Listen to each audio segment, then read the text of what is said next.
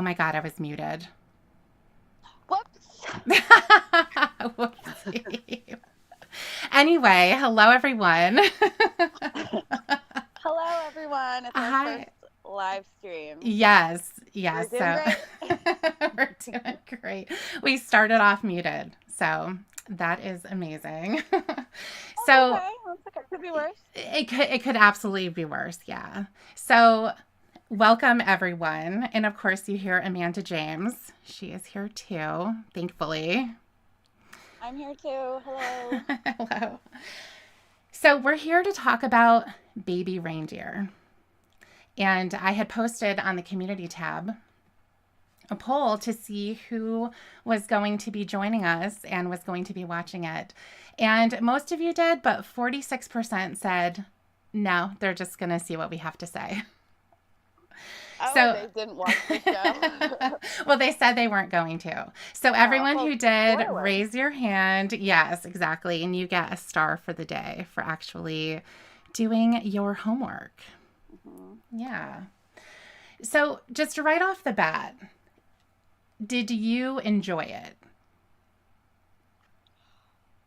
Um, no. Overall, Yeah. no. I Okay. don't think I enjoyed it. I'm not a big TV person anyway. Like, Mm-hmm. if you hadn't asked me to watch it, then I probably wouldn't have. Yeah. Even though it's really popular and everybody's talking about it, I probably wouldn't have. Um, I think it was well done. Mm-hmm. Um, and I think some parts of it were really funny. I've been speaking with a Scottish accent for 2 days. Yeah. Well, let's hear it. Well, no, now you put me on the spot. It'll probably come out at some point in the stream, but Okay, I've good. been calling everybody stupid names like nipple and Yeah, it that was weird.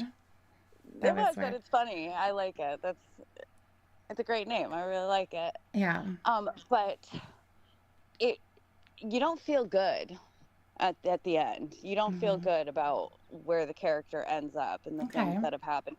Like the story comes full circle kind of, but not in a good way. Mm-hmm. You know what I'm Okay. saying? Yeah. So I enjoyed it.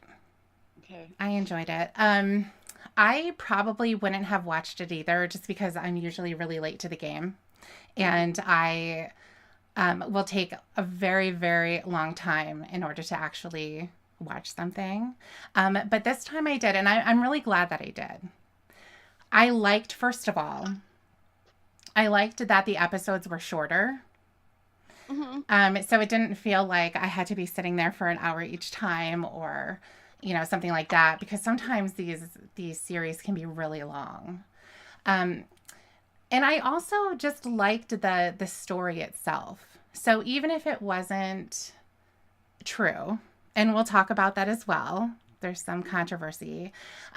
But even if that wasn't the case and it was just a show, I did like it. I liked the acting. I liked the story itself, because it showed how complicated these types of things can be and the impact that it can have psychologically on someone. Mhm. So I really liked that. And certainly it was interesting to also see it from a male perspective too. I think Mhm. that you would have a totally different response, from law enforcement, for example, in the show, if it had been a woman speaking about a man.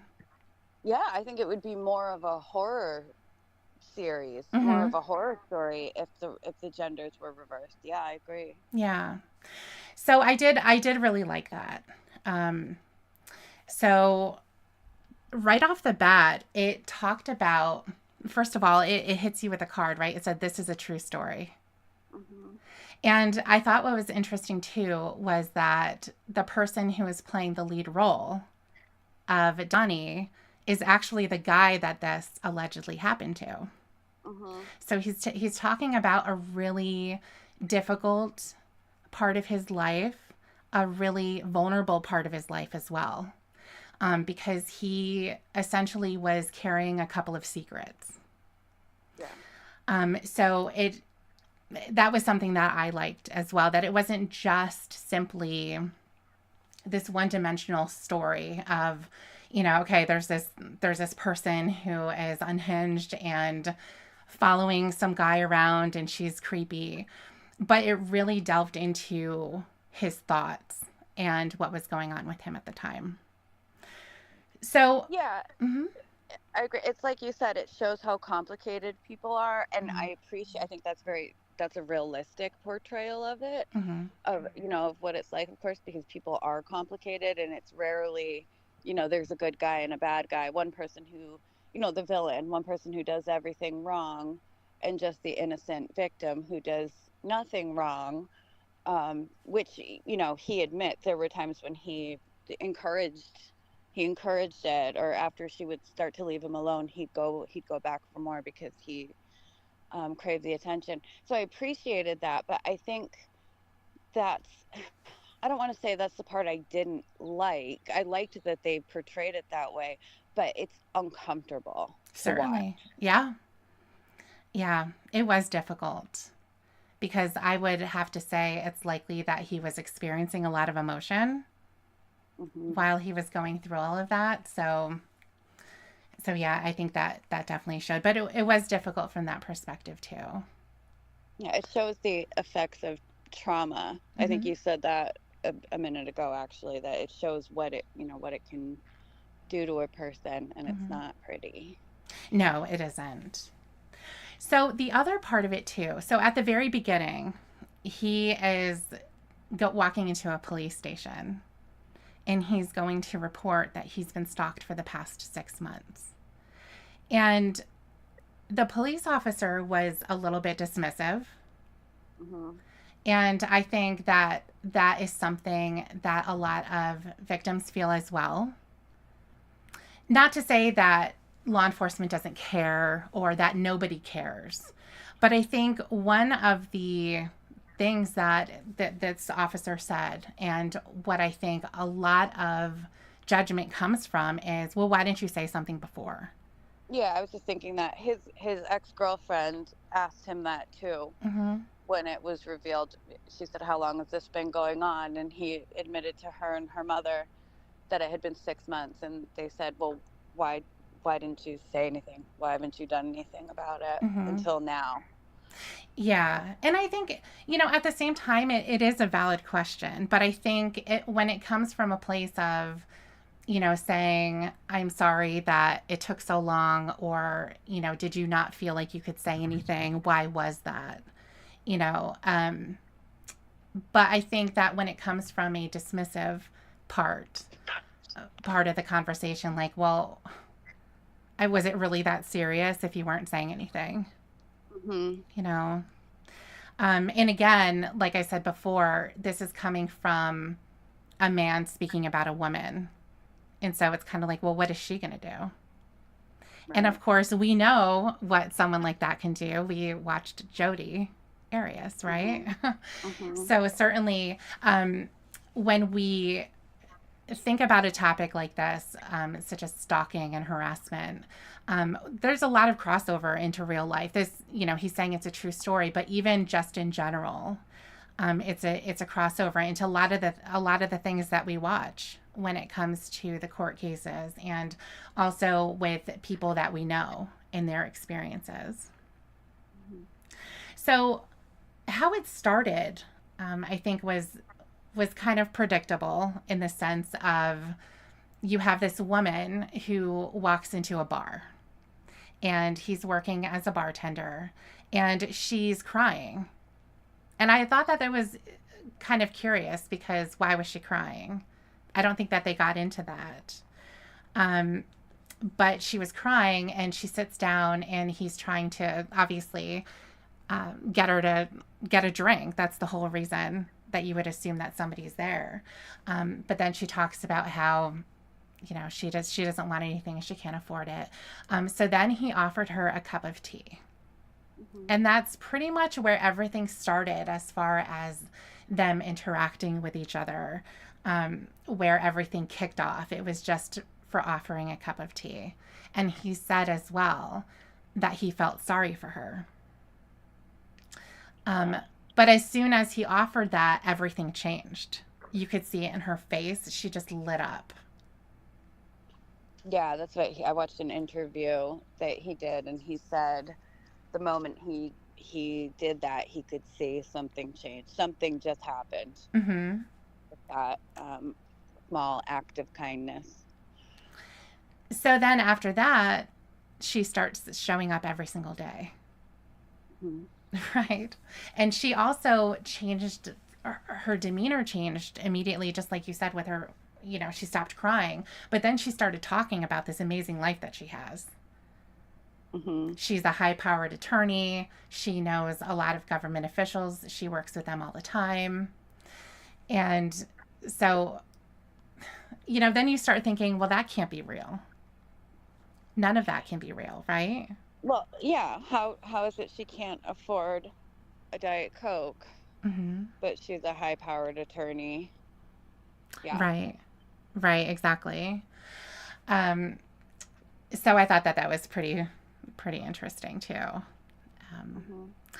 But then, because she was showing up all the time, his coworkers started to notice, and so of course they started making jokes. And unfortunately, it was in front of her too. So he was forced to react to their jokes. And because of course they were saying, "Oh, it's your girlfriend," right? Right. And he's like, I mean, what is he gonna say? No. I mean, I guess he Right. could, but he felt, I think, in a weird position. Mm-hmm. Yeah. Well, how could he know that she would not see the mockery in it and Mm-hmm. take it seriously? I know. That's not a normal reaction. Yeah. No, she took everything seriously, Mm-hmm. clearly.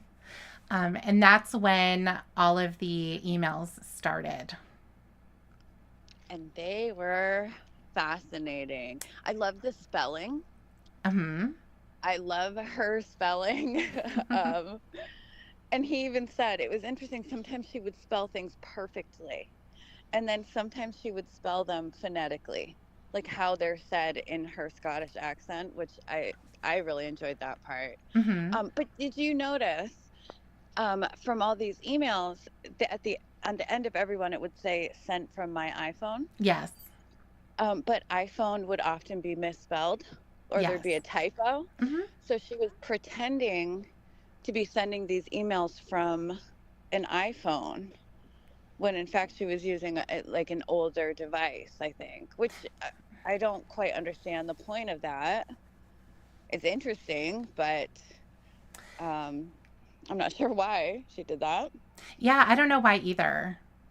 But that was something that I noticed right away too. She's typing it in because if Yes. you're sending it from an iPhone, it's going to just automatically be there Yeah, unless you set there it will up be no different. typos and Mm-hmm. misspelling. Right. Exactly. So she was sending a lot, and they were getting pretty sexual. They were. They They were. were. They were entertaining for sure. Mm-hmm. So do you remember when they were going to be going on a picnic? I do, yes. Yeah. And then how he tried to break it to her at that Hmm. point, because she was talking about going on a picnic. I think it was her birthday. It was, yeah, for 43rd birthday. Mm-hmm. And he said, it looks like you've spent a lot of money on this, and I don't think it's a good idea because a picnic is something that lovers do, not really friends. Mm-hmm. Um, so, I mean, I think for most people, that would be pretty clear. But she said, okay, what do friends do? And he said, oh, I don't know, coffee. And she jumped on that. She was very eager to do that. Yeah, she did. So you would think at that point, hopefully, that the person would get the message, would understand, like, hey, okay, we're going to be friends. This person clearly isn't interested like that. But then she sent one email that I thought was really funny. The way that she said it was because she was calling it coffee fun times. So her Hmm. email said, "Coffee fun times. Oh, yes. I almost bought a thong for you, but then I thought, who am I, 16? Didn't need that thing riding up me gash, splitting me in two." I loved that one too. I Her know. emails, her turn of phrase is is great. Agreed. Yeah. I wish Um, I spoke like that. well, you can.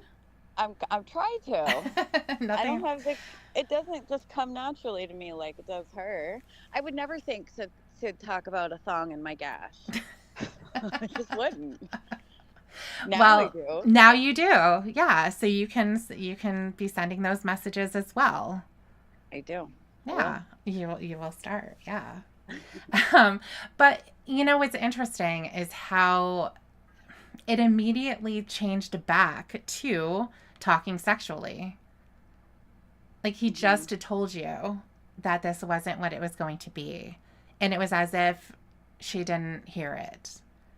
So that reminds me of someone. Does that remind I you was of someone? Yeah, I was just thinking that it's like she created. Well, first of all, the fact that he speaks to her at all is confirmation that he wants a relationship. Mm-hmm. And just like with Lorne, the only rejection is a block Yeah. and refusing to any communications. Anything other than that, obviously they're interested. Yeah. But also, it seems like she just created this fake relationship in her head, which again is very reminiscent of Lorne. Mm-hmm. He creates this loving relationship that we didn't see, at least. Right. And also, when she was holding on to a particular moment when he was making a joke about hanging her curtains, Hmm. and clearly it was a joke, but she's going to be looking for any sign, any type of confirmation that they're going to be together or that he's interested. And Hmm. Lauren does the same thing. Yeah. The one that just jumps out immediately is from Ramona That could because, work. yes, that's Yeah. exactly what I was thinking too. Because, I mean, is that really a compliment? To him, it is because she wasn't ever giving him anything.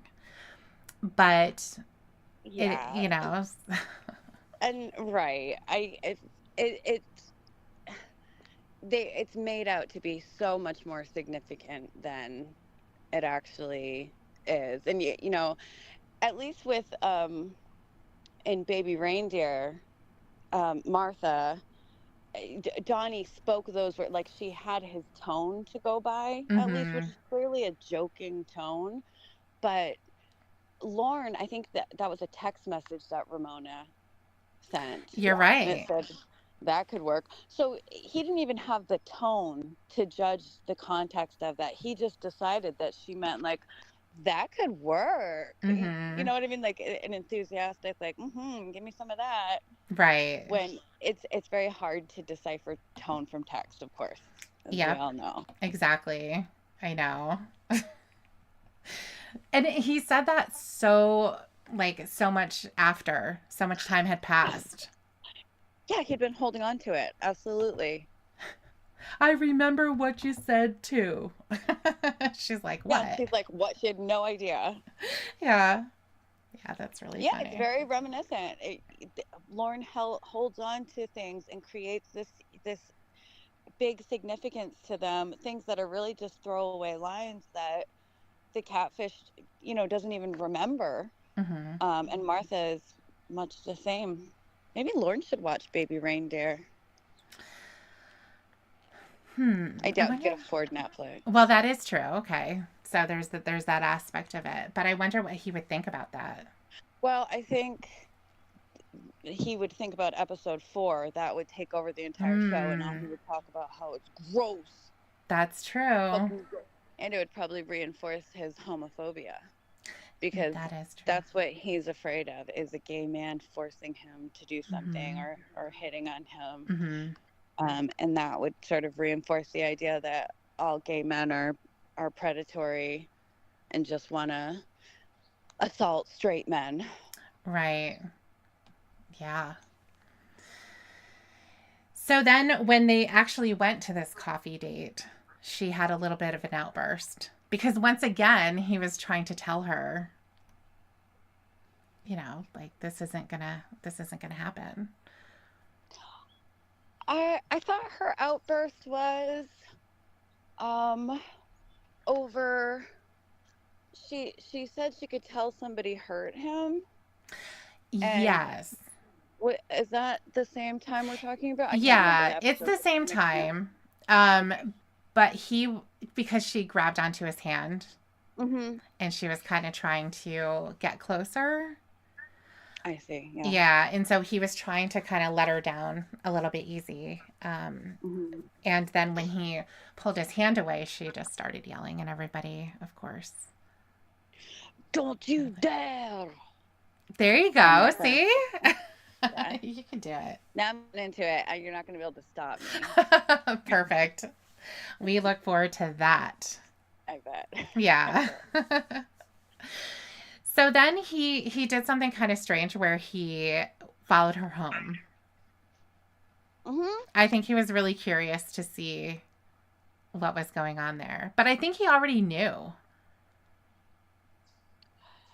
Yeah. I mean, he admits in the show that he liked the attention, Mhm. or he, I don't know, was kind of self-sabotaging. He talks about how much he hates himself, and kind of like punishing yourself to keep putting yourself in the past, because her behavior was alarming, Mhm.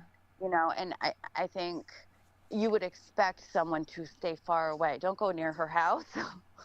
Don't go anywhere near her at all. Call the police. Um, so yeah, maybe it was curiosity that brought him to her house. Fascination. I think he was a little bit fascinated with her too. I agree. Yeah. And I think what he ended up seeing there was what I was thinking he was going to see there, that she lives in a horrible apartment that Hmm. has stuff everywhere. And she just walked right in. She made herself a microwave dinner and then turned the TV on. Yeah, just a sad, Yeah. lonely life.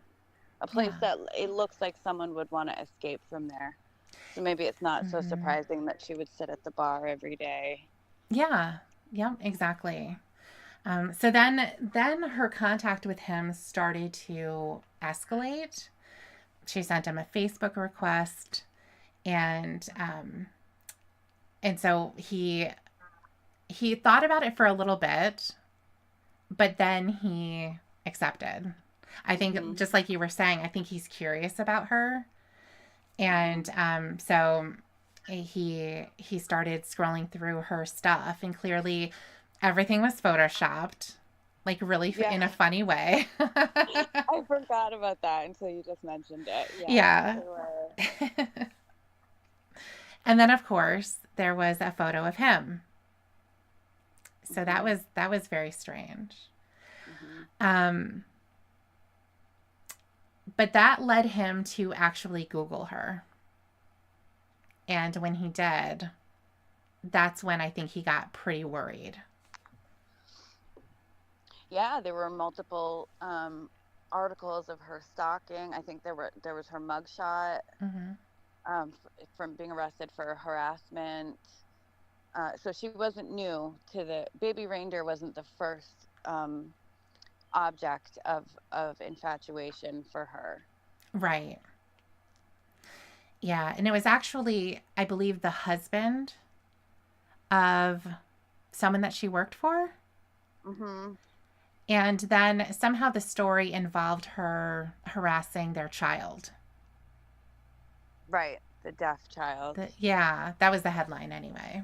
Hmm. That that he saw. So certainly he's going to be pretty worried about that. Hmm.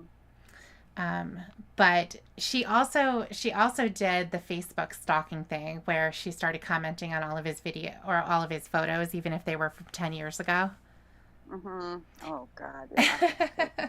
and talking shit about any girls that he was with. Yeah, did some good insult. Mm-hmm. Yeah. But in her tracking him down, she found out about something that he wanted to keep a secret, and that was his comedy. Mhm. So there were videos of him doing comedy because he was kind of trying to break in to that world. He would do stand up competitions, like open mic type situations. He wasn't good. No, he was awful. He was really awful. Mm-hmm. That was part of what made the show uncomfortable to watch, Mm-hmm. honestly. It was Yeah. like not cringy and bad in a funny way. It Yeah. was cringy and bad in a realistic way. Yeah. I You know wouldn't what be I able to watch anything like that. No, I had a hard time watching it knowing that it was scripted and intentionally portrayed that way. Yeah. I watched the show with my 17-year-old son, and he was like, he had watched a couple episodes on his own before, and he was like, oh, I had to skip through this part. I couldn't watch it. It was his little teenage nerves couldn't take the cringe. Mm-hmm. Yeah, it was pretty cringy. I certainly wouldn't be able to watch that live and in Hmm. person. I don't want to see anybody bomb, but I'm also not going to laugh either. So I would Well, have been just like the crowd staring at him. I think the crowd would have. I think they would have given a pity chuckle here or there, or not even pity necessarily. I think sometimes, anytime a comedian says any, you're at a comedy show, they're going to be funny, or you think they're going to be funny. The point is to laugh. So anytime they say anything, even if it's not funny, often people will laugh just like a natural response. You think So the crowd so? being complete, I I think so. Maybe Hmm. not. I don't know. I don't know. Sometimes. I think it's kind of that the way that it was done in the show as well, as the people just kind of sitting there because when somebody bombs, it's pretty bad. I think getting up and doing stand-up comedy would be one of the most difficult things to do because they're expecting you to be funny. Mhm. And so they're walking in kind of almost like defensive, like you're going to make me laugh. So you Mhm. you have to do something to make me laugh. And if you don't, then I'm just, then I'm going to sit here and either not do anything or I'm going to heckle you. But he Yeah, did like have challenger. right, exactly. But he did have one fan that showed up. Of And that was course. that was Martha. Mhm. She was just in the neighborhood. Yeah. But Yeah. she loved it. Mhm. She loved it. And she had one of those really great laughs too. Yeah, well, it gave him something to play off because he could kind of make fun Hmm. of her Right. in front of the crowd, and that's fun to laugh at somebody. Yeah, I guess so. But yeah, he was pretty nervous about that too, about her finding out. So clearly she had done her research. She looked him up on the internet and was finding all kinds of stuff about him. So he had a little website, I guess, and she was able Mhm. to track that down. So yeah. Um so now obviously like we had said earlier, he was going through a lot of difficulty, I think. Um he seemed to be really uncomfortable just with his life in general. And so, do you want to talk about what happened in episode 4? Oh God, where to start? So I'll just say, I was given the like trigger warning Mm-hmm. that it's very graphic. Um, and I was like, oh yeah, we've all seen Game of Thrones. There's some shit in there. I don't know. I didn't expect to be affected as much as. First of all, I didn't know that this graphic material was going to last basically the entire episode. Yeah. But I ended my night. I watched a few episodes that night, and I ended on that episode, and I did not go to bed feeling good. Yeah. I was like, I texted you right after, and I was like, holy shit. Whoa. I was almost like mad at you for making me watch it. Aw. Not really, but I was like, why? Oh my God, that was upsetting. It was. Yeah. I feel like it was really realistically portrayed, which again Mm-hmm. makes it more upsetting. But I'm, people might not even know what we're talking about. So in episode 4, like you said, he's trying to sort of get his foot in the door in comedy and in writing and in like show business in general, I guess.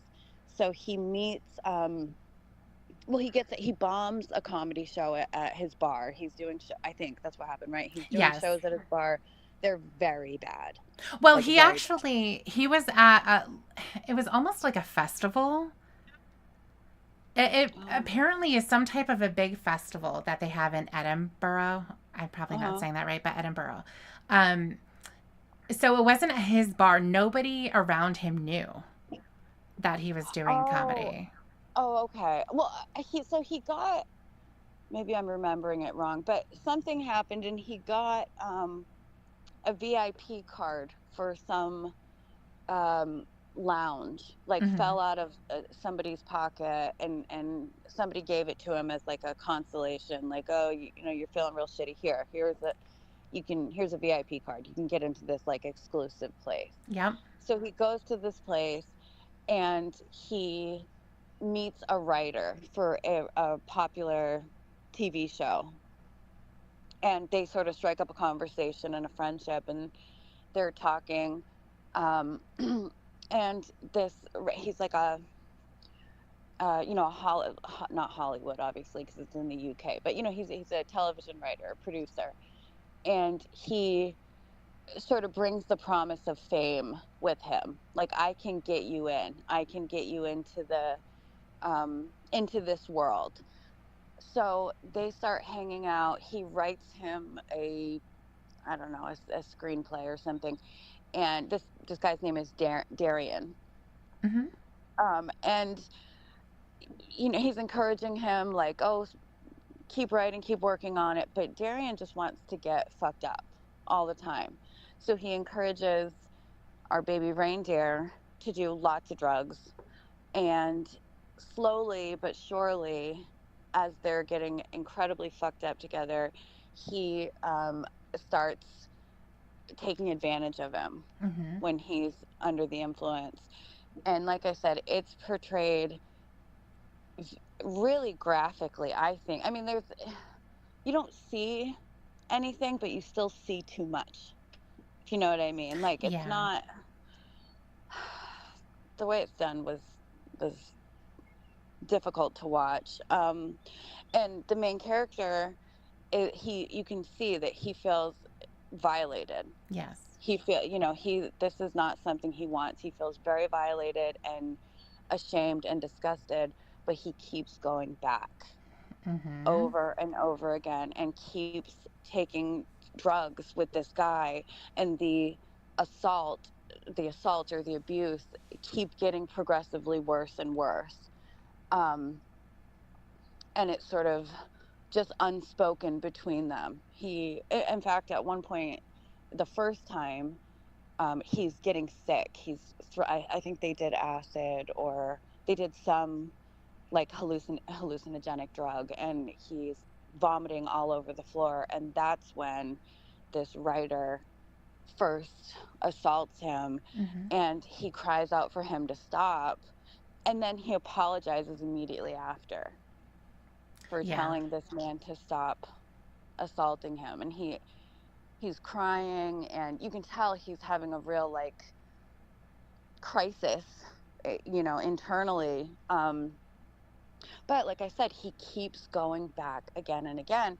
And I'm sure part of it is that because this abuser, this rapist, is dangling the carrot of fame in front of him, Hmm. so he knows that that's his ticket in. um but like I said, he talks about this self-hatred he has later on, and maybe that's part of the reason that he keeps going back to this person who's hurting him, who makes him feel so sick and disgusted with himself after every um, encounter. And Yeah. that episode goes into like what trauma like that does to your brain. Like his sexual interests start to get different, after that. Yeah. I think that was his first experience, I think, with men. Like up until that point, he's only had girlfriends Yeah. that we know of. And then suddenly he, I don't know how, so I'm not a psychiatrist or a psychologist, obviously. I don't know what the fuck I'm talking about. But I do know that when people are sexually abused, they will often, or raped, they'll often become really promiscuous after Mm-hmm. and engage in like um, risky behaviors, having sex with people they barely know. And I don't know why the trauma of sexual abuse does that to people, but I do know that it's not uncommon, Yeah. and that's what he starts to do. He is basically just having sex with anybody and everybody, Mm-hmm. anywhere, putting himself in really dangerous situations. And he's at a really, really low point. And Yeah. and you feel it, like at the end of episode 4, like I did, at least I felt like I was in a low place just from watching it. Yeah. It was really upsetting. You can see it on his face. That's what Yeah. really made it. You could see how depressed he was, Hmm. how he felt about himself, how confused he was. It was all over his face. He looked sick. Yeah. He looked like physically unwell.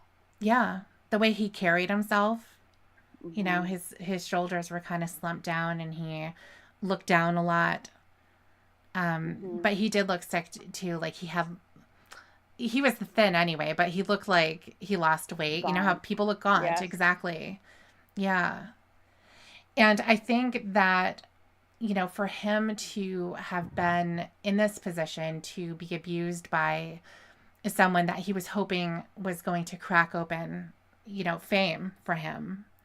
Hmm. I think those are the things that we see a lot now with a lot of the stories that are coming out. Hmm. Um, with Harvey Weinstein, like think about how many people he's worked with and how many of those stories there are where I think the thought is that there's a larger pot of gold at the end of the rainbow. You just have to get through this. Yeah, that's the cost of fame. Mm-hmm. Like that's the price you have to pay. Right. Um, is letting some disgusting pervert do whatever they want to you. But Yeah. like you said, there's a pot of gold at the end of the rainbow. Yeah. And he continued to go back and he continued to do drugs that he didn't want to do. Hmm. And he took everything. Hmm. This guy gave him literally everything. I think it And started with the date rape drug. oh, was it? Yeah. I forget the letters. It's just like a GHB I think is one. Okay. Yes. Yeah. Okay. And so I think that was given to him so that he would relax. Uh-huh. Oh, God. Yeah, and because he had never been in that type of a position before, this was the first time that he'd ever rubbed shoulders with somebody who was of that caliber. Hmm. Here he was just playing in whatever opportunity he could get in these open mics and in festivals, and nobody would show up, and he doesn't make any money. And then you have this person, it's like, okay, this is my big chance. I can't mess it up. Yeah, and it's a successful television writer Mm-hmm. telling him like, I believe in you. I know you're going to be great. Here, by the way, here's some Molly or whatever, whatever Yeah. the fuck they were taking. Let's do this. It'll open your mind or whatever. So yeah, I think that's another thing that pulled him to Darian was Mm-hmm. that it appeared that Darian had faith in his talent. Yeah, he was very complimentary. Hmm. Yeah. That so the whole series was, it's kind of dark. It's like a dark comedy. It's about a very serious topic, a mentally ill person stalking. But episode 4 felt out of place. Like if the series is dark, episode 4 was like pitch black, you know? Yeah.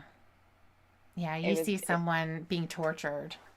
Literally. I Yeah. absolutely. Yes. Yeah. There's no humor in episode 4 that I can remember. Nothing's funny. All through the rest of the series, Martha has a great accent and she says really funny things like about Hmm.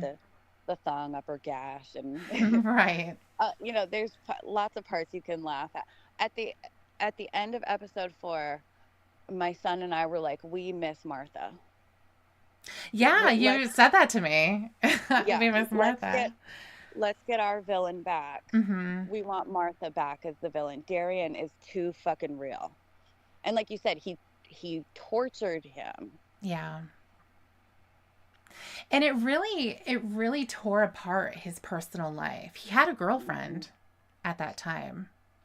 And at the Which one did beginning, he? go ahead.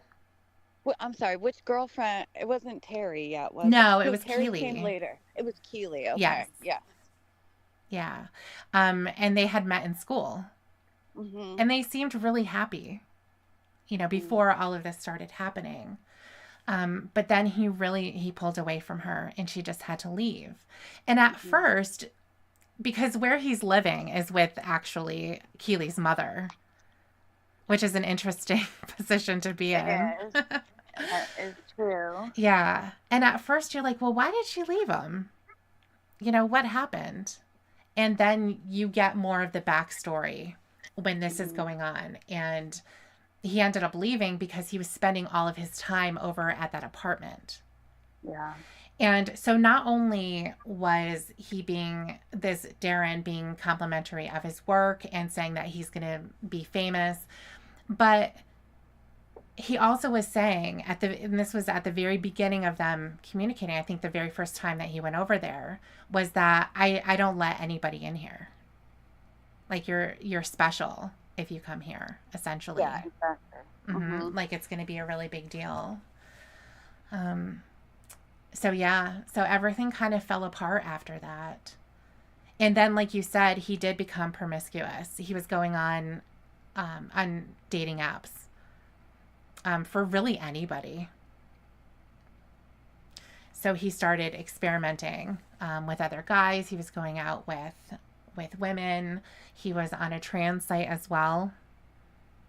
And his girlfriend, that he ended up getting into a real relationship with, was a trans woman.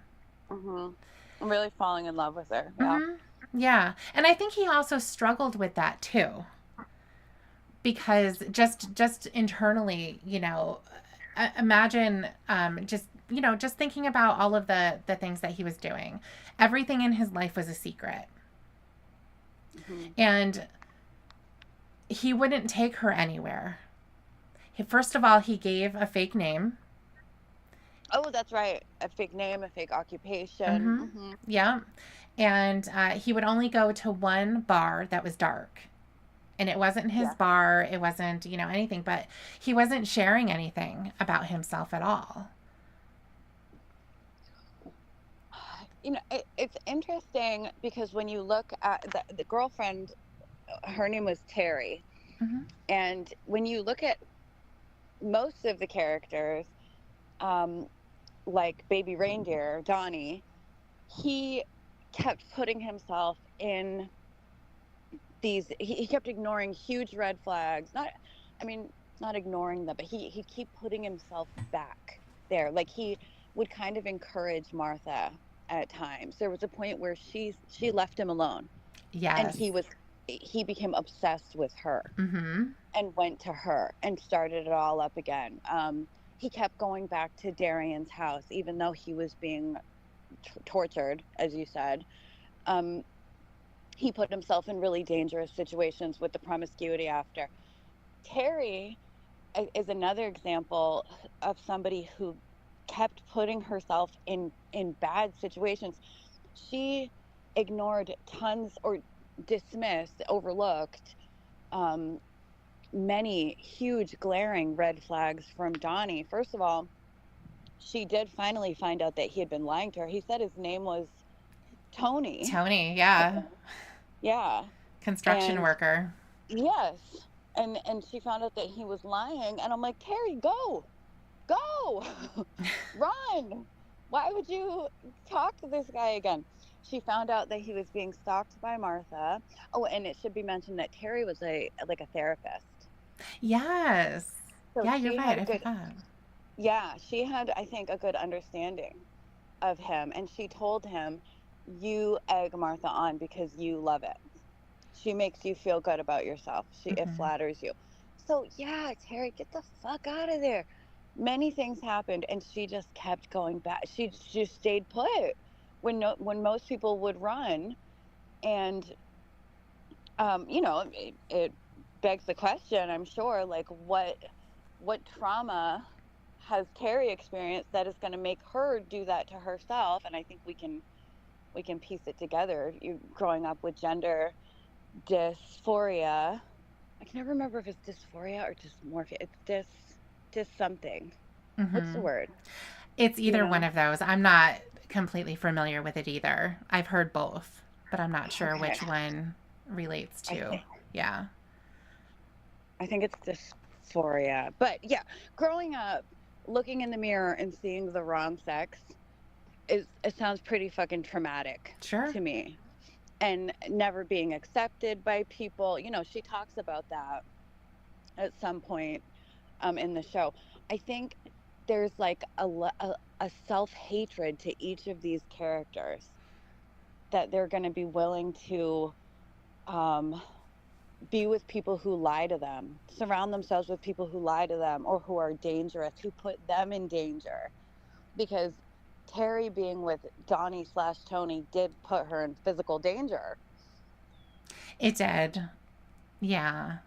But I also think that she may have seen something in Donnie, in that, he was kind of hiding, and she wanted to not turn a straight man. Like, it wasn't anything like that. It was about, maybe being a little bit more patient, maybe trying to be understanding that she had struggled as well and had finally come to a place where she was able to just be herself.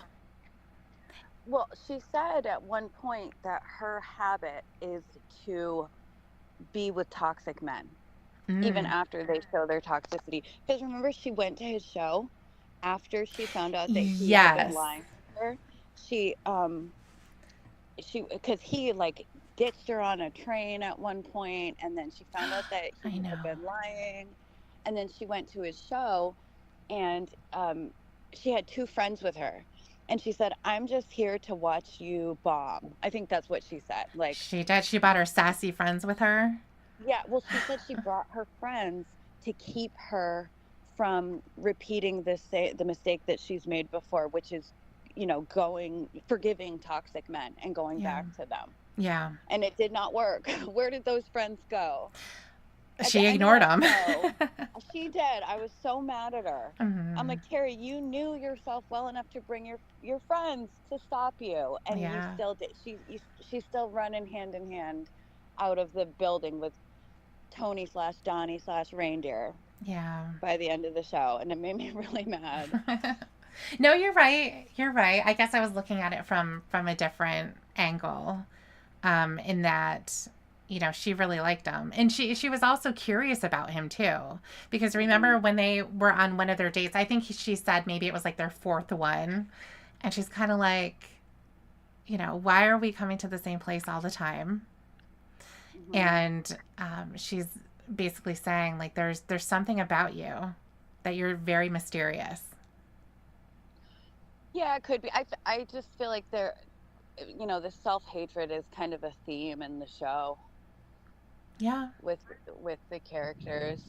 Yeah. So maybe I was looking at it from that point of view, because, like I said, she was putting herself in physical danger by being with this guy, and I thought for sure she was going to be smart and run away, Hmm. and eventually she does, Yeah, she did. thankfully. But she got her ass kicked first By Martha. by Martha. Yeah, Martha. Oh my God. That was one of my, this is going to sound awful, but that was one of my favorite scenes. Wow, interesting. Okay. I just because I thought Martha was so funny. It's awful. I mean, so Um, Donnie and Terry are out to dinner.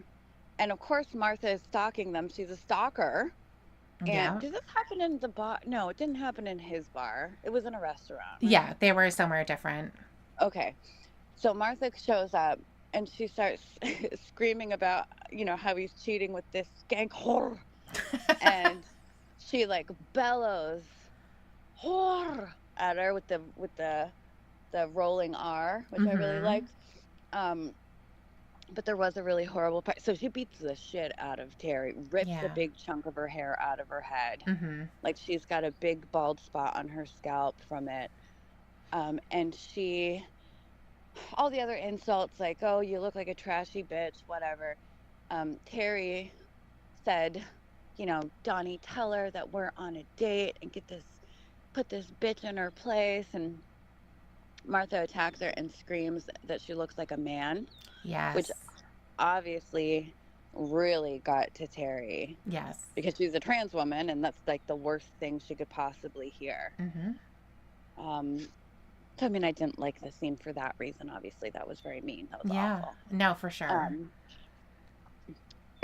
but like I said, after that, who's going to stick around after that? She did. I, she shouldn't. Why Yeah. would she? It's not a smart move, Terry. And she even says to Donnie later, I'm terrified anytime I leave the house that I'm going to run into her. There's a period of time where they basically stay in Terry's apartment and don't leave for like weeks. Yes, they did. Yeah. And they weren't even intimate. He couldn't be intimate with her. No, he couldn't. And of course, she doesn't know what happened to him. Right. Um, but she was at least patient. Keely was pissed because he had the same issue with Keely before, Mm-hmm. Yeah. and she was like, "Oh, shut up. We're gonna do it anyway." She was not patient or understanding. No, I mean, So well, she didn't know what was wrong. He wouldn't tell her. yeah. Well, So I neither did think, Terry, true. but True. she was patient. I wonder if Terry thought it was, a her. I think she did say that she thought it was a her problem. Mm-hmm. Like he was having a hard time being intimate with her because she was transgender. Mm-hmm. So it's all very complicated, and It is. um, It is. But I do understand when you said we want Martha back after everything started to get really dark. hmm Because I think that's one of the things too that was almost disarming about Martha is you just see her as this woman who, obviously doesn't have a lot going on with her in her personal life. She probably doesn't get a lot of male attention, hmm and she's she's showing up at the bar every day and everything like that. But she seems like harmless until obviously much later when things started to not be so much. In fact, she sexually assaulted him. That was that's another right. really uncomfortable part. hmm Um, but they were was that a time when she followed him or was it the other way around? I don't remember. It could have been either or. There was Yeah, lots of following each other. there was. I mean, there was Yeah. definitely more on her end for sure, Mhm. Right. but yeah, he followed her as well. Yeah. In fact, after he suffered that abuse from Darian, was it? Oh, it was after the abuse, but it was also after he couldn't seal the deal with Terry. He just couldn't like have sex with her. Mhm. He started obsessing over Martha He did. and like masturbate. So he's quite obsessive himself, and we'll see that through the series. He gets more and more obsessive. But he starts masturbating to Martha picture because Martha sent him a picture of her in her underwear. Yes, it was a boudoir picture that Hmm. she took of herself. She And did. actually, she left it on his desk, didn't she? Oh, she might have. I didn't remember that part, but Yeah. probably. I think it was when she showed up at his house in the Oh, for the cooking cooking class. class. Yeah. So she created an identity and turned up at Keely's mother's house where he's living. And I guess she runs like a cooking class out of her kitchen. And Hmm. so maybe they meet like, once a week or whatever. But Martha ended up joining. And that was the first time I think that he knew that she knew where he lived.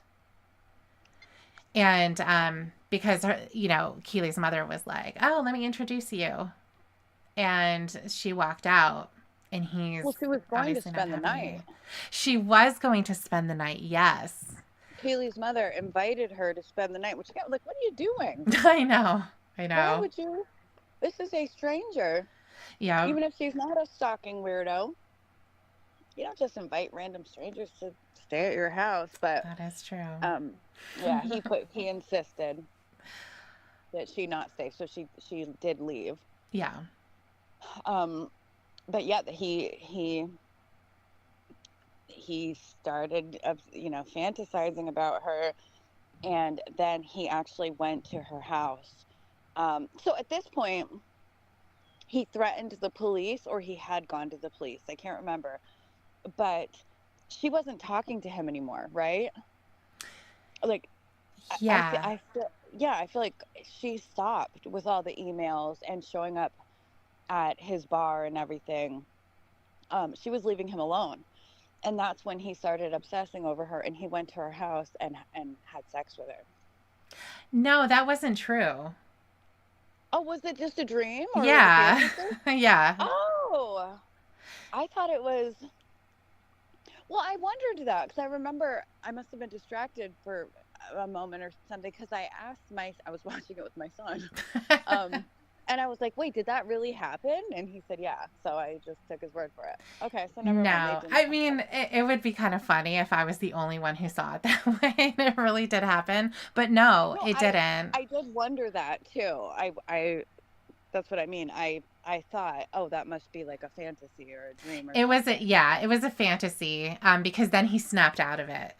I see. Okay. Yeah. Yeah. So he didn't actually do that. But he was thinking about it. That's when he was obsessing about her. And Hmm. he was masturbating thinking about her. Yeah, and then all of a sudden, like a switch flipped in his head, and then he was able to. Oh, see, I thought he cheated on Terry with Martha Oh, because that would have ramped things up times a million right. if that really happened. Yeah. So, Yeah. No. No, but you're right. After that, he was able to seal the deal with Terry, hmm hmm and things were going okay in that regard for a little while. such a weird show. I know there was a lot to it. I mean, again, it wasn't that long, but there was a lot going on. So after she reappeared, Martha, she started harassing his parents. And Hmm. his dad was really funny because he would always answer the phone whenever she called. You cunt of a cow. Yeah. Yeah, the Yeah. dad was my boy's favorite of the whole show. Yeah, no, I agree. I agree. It was really funny. Um but yeah, she didn't back down all the way. She did disappear for a while, but then she came back. Hmm. So, I think that my initial feeling when she first disappeared was that and it was after he went to the police and they went and talked to her. So, that's when she stopped. She didn't email him anymore. Um, and then of course, she ends up ramping it up again. But my initial feeling when that happened was that's almost scary. because when somebody is contacting the way that she was to him, um, you at least know what they're doing. Mm-hmm. But when they're quiet, Yeah, then like what are you what are plotting? yeah, exactly. What exactly is happening here? So I think So definitely that was the scary part. did I miss something? Like, did something initiate the recontact? Because here I was thinking the reason she started contacting him again is because he went to her house and made love to her, Uh-huh. but that happened. Um, did he contact her in any way, or she just ran all of a sudden? Because I remember he's out with Terry, and his mother is calling him, and they leave a voicemail saying, "We don't know which hospital you're at. This woman who called us won't tell us where you are." And so it Yep. was clear that Martha had called them and told them that their son was in the hospital. Um, did he? Did something happen for her to start contacting his parents, or did that just happen out of the blue? Like, did he contact her? No, he did not Okay. contact her. I think she just did it. Because it seemed to me like, I mean, that could have almost been an ending, right? Mm-hmm. That could have almost like, okay, she went away, and then he's able to move on with Terry. He was going to forget about her. He saw that his mom was calling and was like, no, we're going to have this night together, and then of course he hears the message. His mom is frantic. So she was up to it again. Up to it Up again. to it again. Yep, exactly. So I'm trying to think of what else. Um, Well, there was so of course he goes to his parents' house and explains everything, and he's still going to the police, and the police aren't taking it as seriously as as one would like.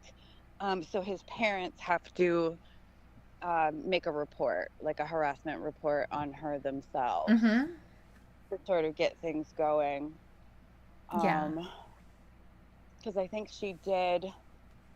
Oh, you know what? No, now I'm just remembering. So the police told him, when she sends you a threatening email, like, we can speed this up if we have something that shows a threat.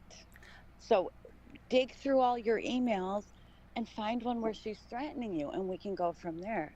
So he goes through all the emails and voicemails, and oh, this is later because it's when she has his phone number. Actually, maybe I'm getting mixed up. Mm-hmm. But he finds threatening ones, and he does not bring them to the police.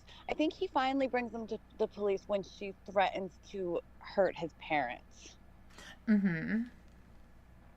She said something about, like, maybe I'll cut someone or something. So he finally felt compelled to do Well, something. well, if you remember, he went and confronted her.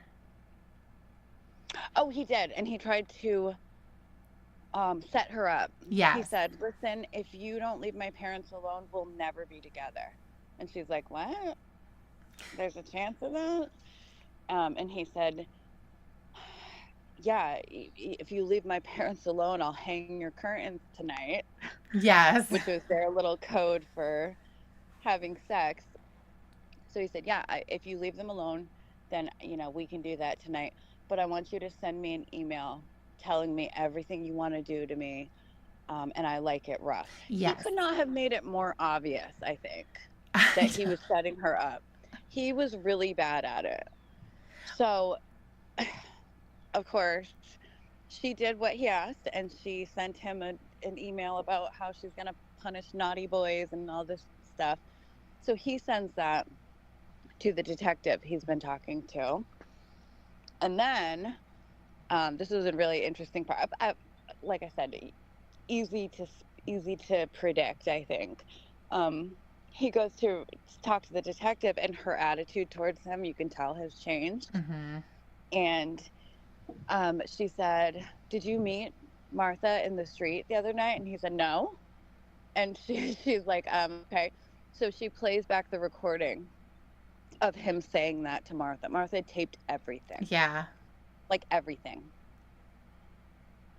Yeah. So he was busted trying to set her up to send him threatening emails. And at the end of it, she said, "Well, Martha doesn't wish to, file a complaint against you. She doesn't wish for any action to be taken against you." Mm-hmm. So the roles were kind of reversed here. Yeah. Exactly. I know. You're like, dude, why did you just why did you do that? I know, because I'm sure he had 41,000 emails. Yes. I mean, the There's thing got to is, be something in there that could be useful.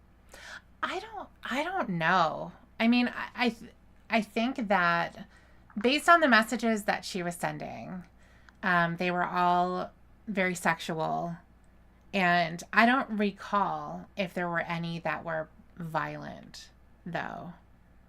Because remember when he went to the police and he was showing the phone, he showed them a Yeah. message and was like, "I am having an egg" or something, and he's like, "Okay, that's Yeah. that's not exactly threatening."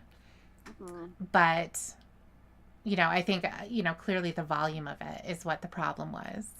Mhm. So I don't know that she put everything there. Mhm.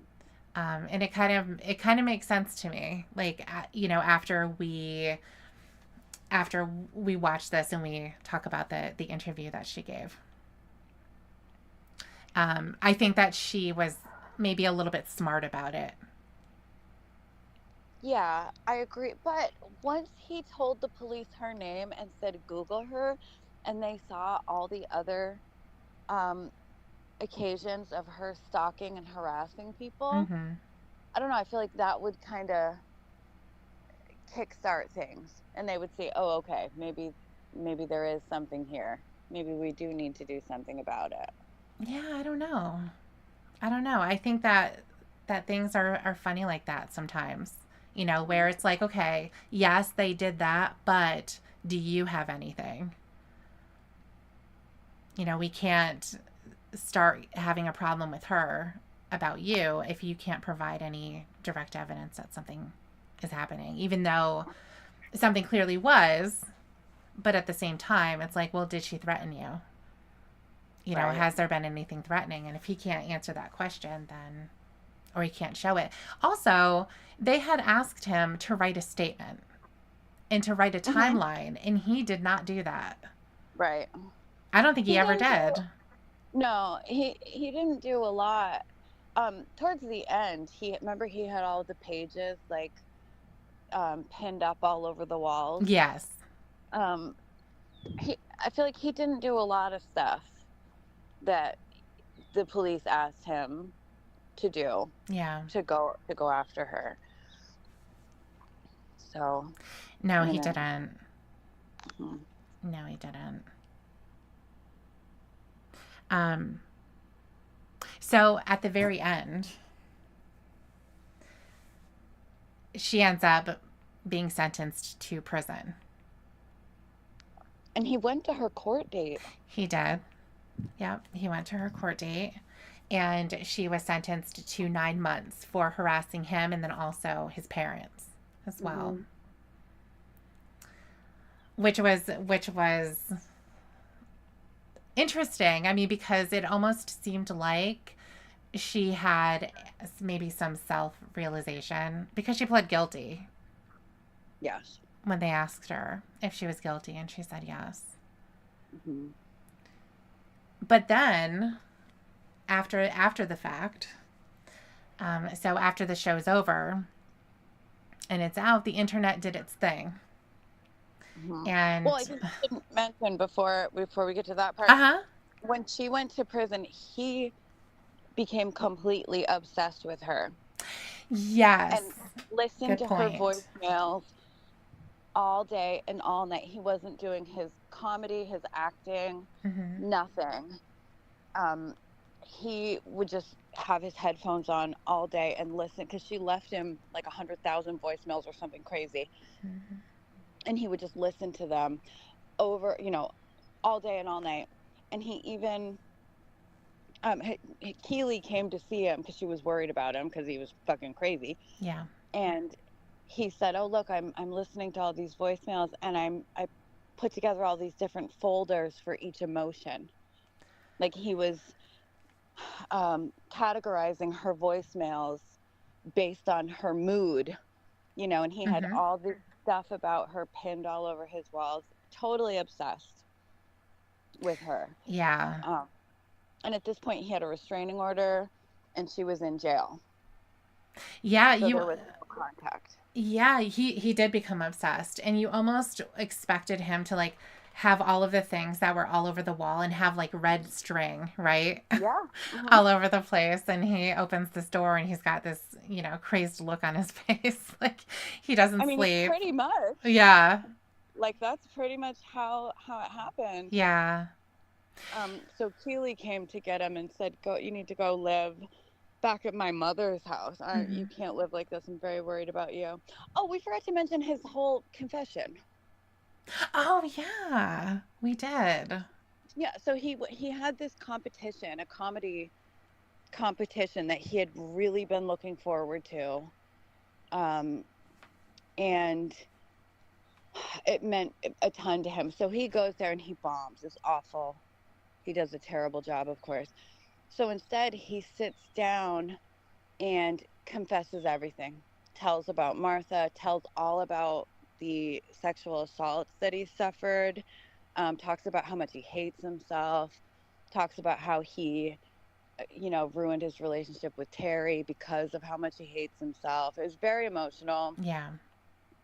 Um, and then that video, it had been filmed, somebody in the audience recorded it, and it went viral. Um, so everybody thought, oh, what a brave, and he got a really good reaction from it. Everybody thought he was really brave, and suddenly everybody loves him. So he started getting jobs, and that's when, in the midst of him, like his dreams finally starting to come true, that's when he became obsessed with Martha Hmm. and stopped pursuing his career and just like sat in his room listening to her voicemails day and night. Yeah. Um, yeah, it's confusing how like the sequence of events and why things happened the way they did. At this point, him and Terry are done. Yeah. She has moved on with a new boyfriend. He also went and stayed with his parents, I think, for a few days and had a really emotional scene with them where he confessed that he's bisexual or gay or something. He's not sure Yes. what his sexuality is. And he was very worried how they would react to that. But he was also worried. Oh, so Martha was not in jail yet. He was terrified that she was going to send this viral video to his parents, which is kind of Mm. weird because it's a viral video. Like even if Martha doesn't send it to them, they are human beings with the internet. Like maybe somebody else says, "Hey, I saw Donnie, a neighbor." Like they're gonna find out at some point. But because he was so concerned about Martha telling them, he's like, "I need to tell them first."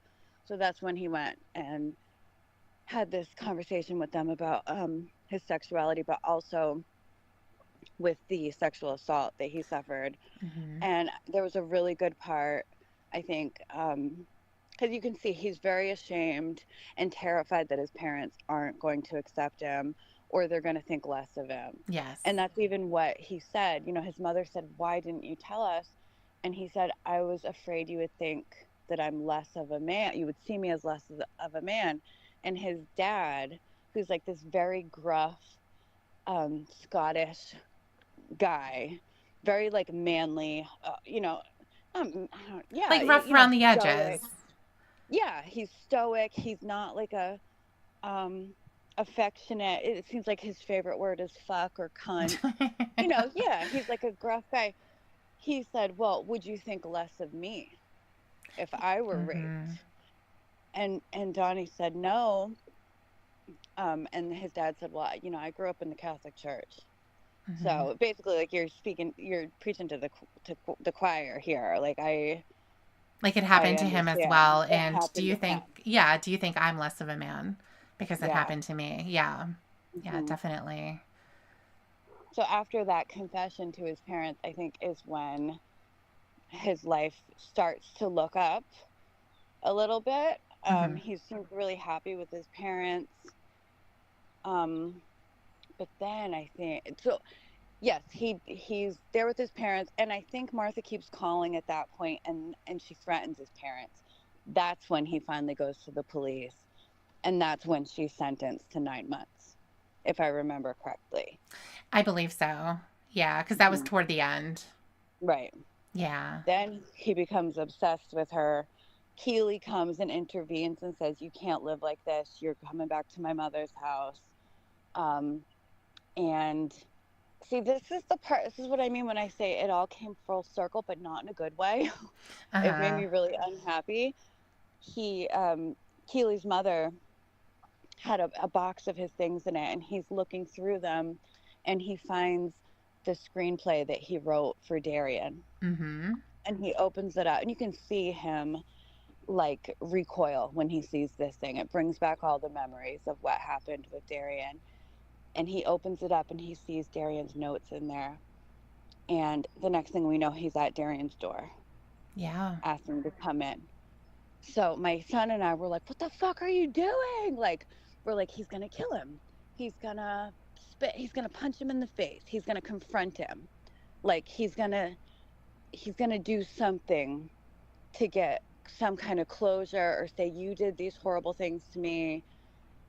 Something like that." That's not what he does. He's just kind of shooting the shit with him, chatting. I don't know really why he went there at all. But Darian offered him a job, and Donnie agreed, and he took it. And you feel just so like defeated watching it. Like, Yeah. don't go back there.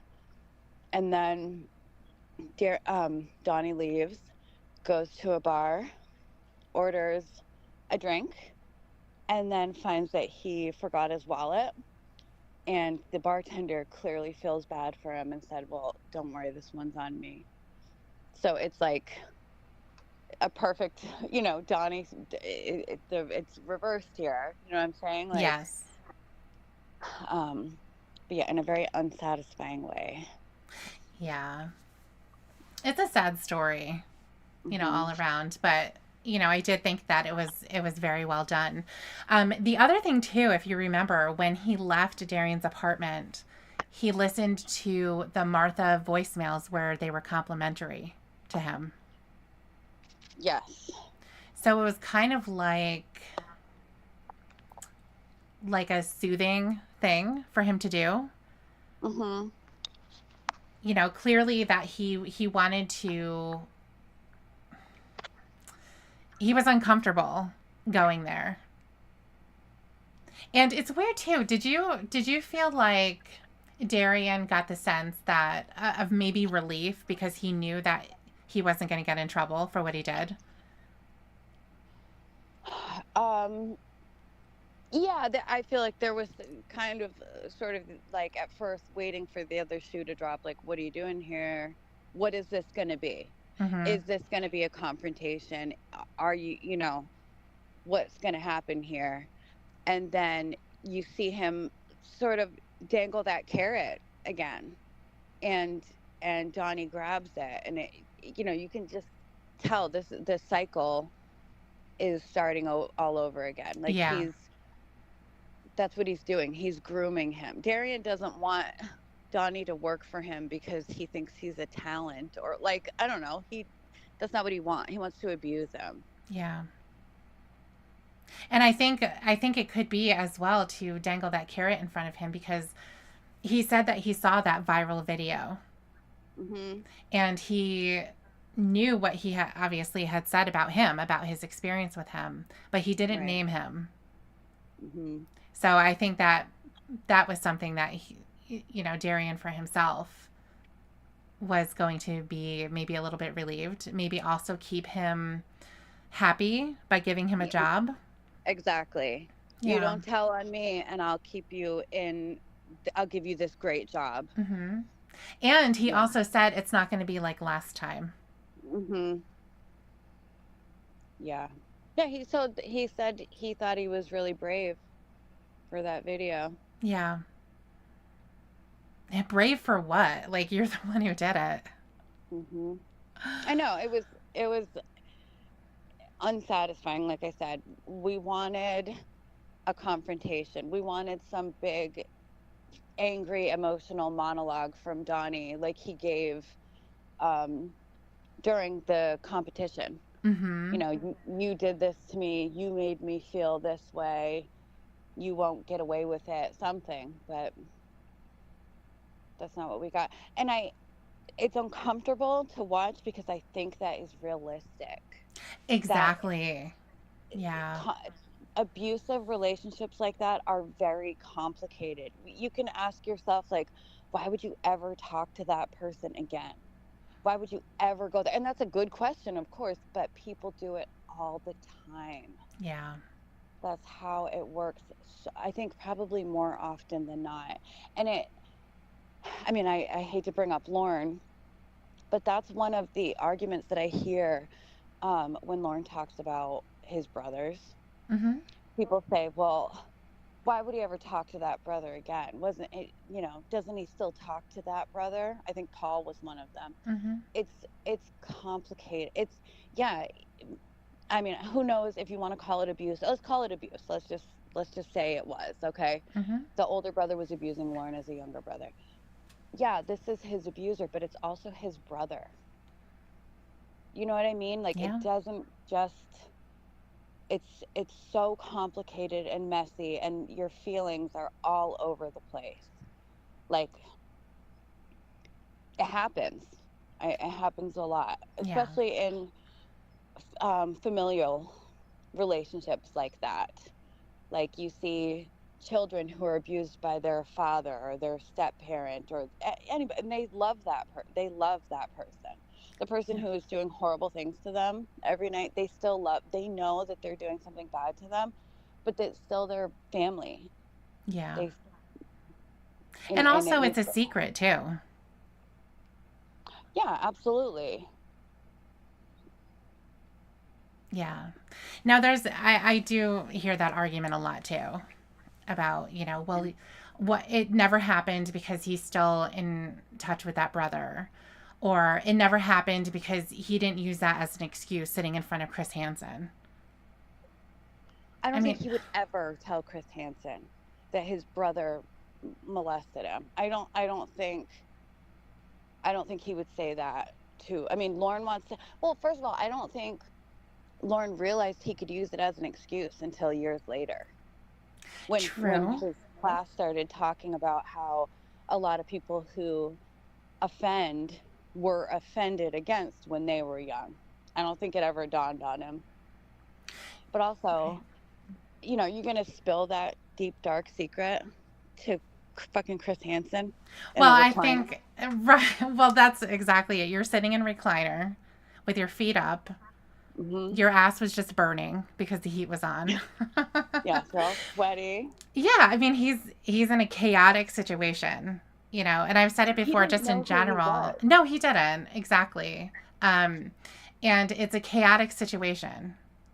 So who's going to how many of these predators said something really stupid? Hmm. It just blurts out, unless they were prepared if they wrote a letter for themselves like that one guy did. Right. But a lot of times they didn't think that it was going to turn out the way that it did because they had been so careful and they were covering their tracks. And even though there was maybe something in the back of their mind that that would be the worst case scenario, but they still went through with it. So being asked, what are you doing here, there's somebody there that they're not expecting, so they're going to say something stupid. Yeah. Well, also in Lauren's mind, I don't think he was thinking of, oh no, I just got caught trying to sexually abuse a little girl. Mm-hmm. He was thinking, catfished again. I'm the victim again. I was lied to on the internet again. That's why he started talking about Amanda James. He was remembering the time before that he had been lied to by a woman Right. on the internet. Right. I really think that is what he was thinking about. Mm-hmm. Like, oh shit, poor me. Of course, he's thinking, I'm in big trouble. This girl's too young for me. Yeah. But he wasn't thinking of it in the sense like, I'm molesting a child. I'm trying to molest a child. He was thinking, you know, like I said, I was lied to again by a woman on the internet. The internet has caused me a world of hurt. Exactly.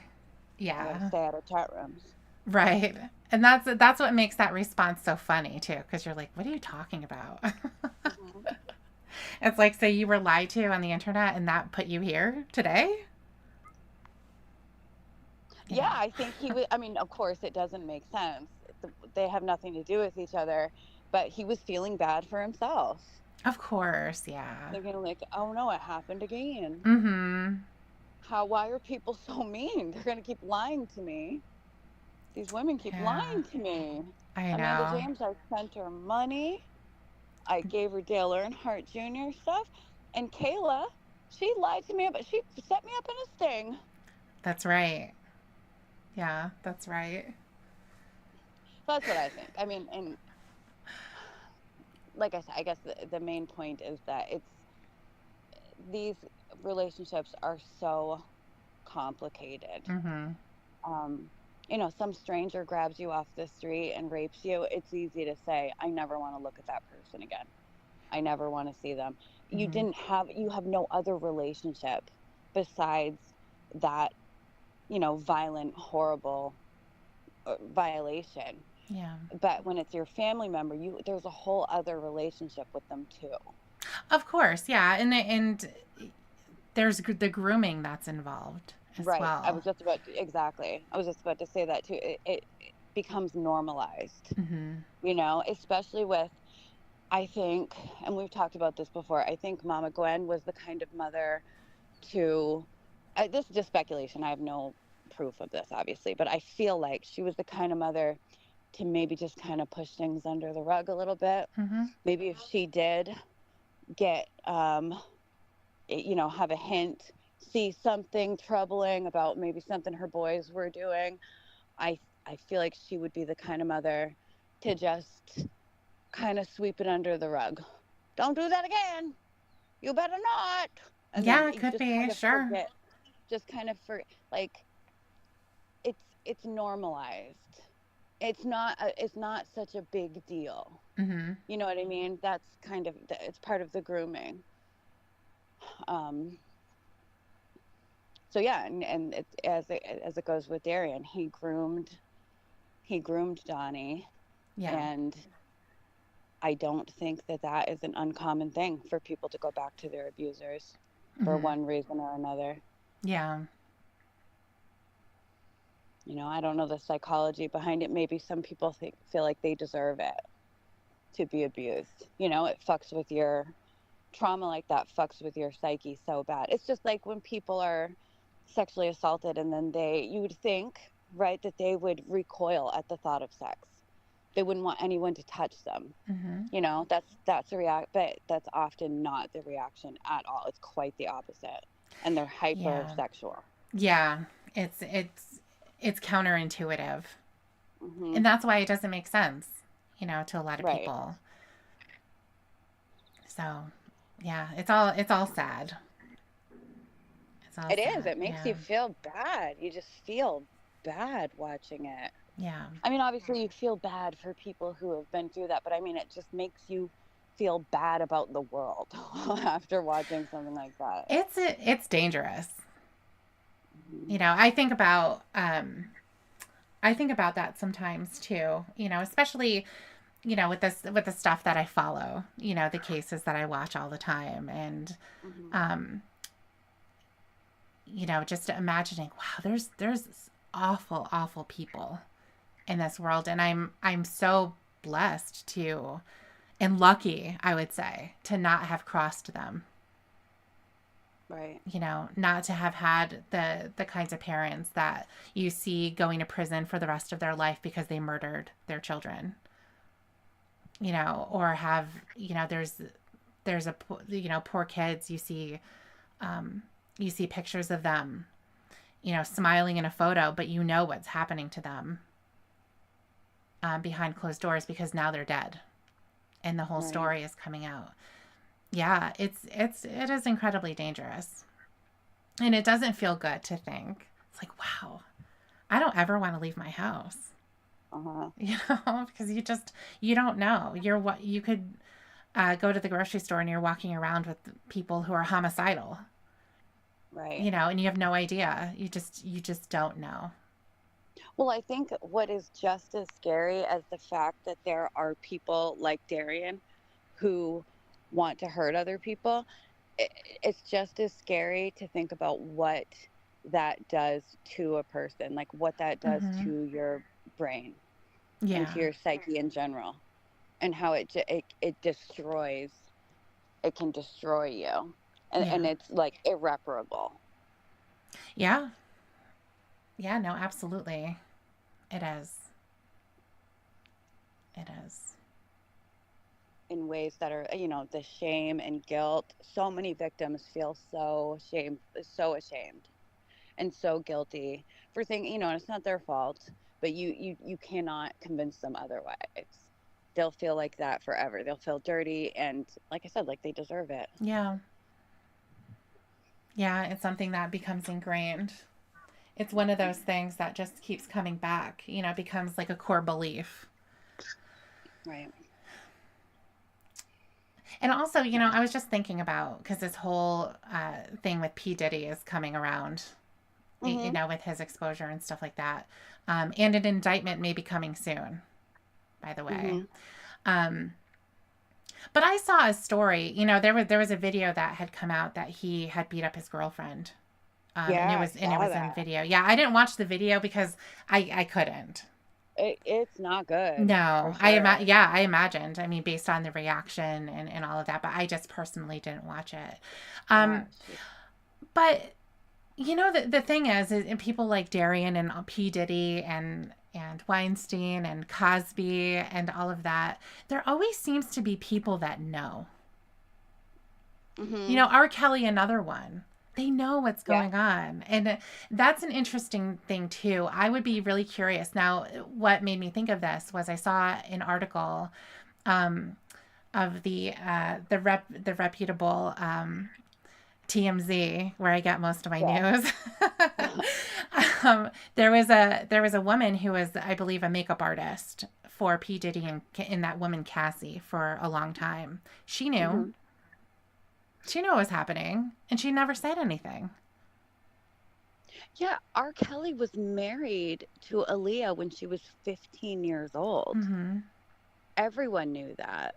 Yeah, and all And the and all the people too who knew about P Diddy's parties and what mhm. happened, what the expectation was, and no one Look at said Harvey. anything.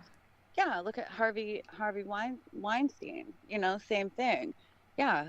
Yeah. I think people, were silenced, but well, I mean, you have to wonder, were people too scared to talk? Was it that, they were afraid of the power these people hold? Um, would they be blacklisted? Probably.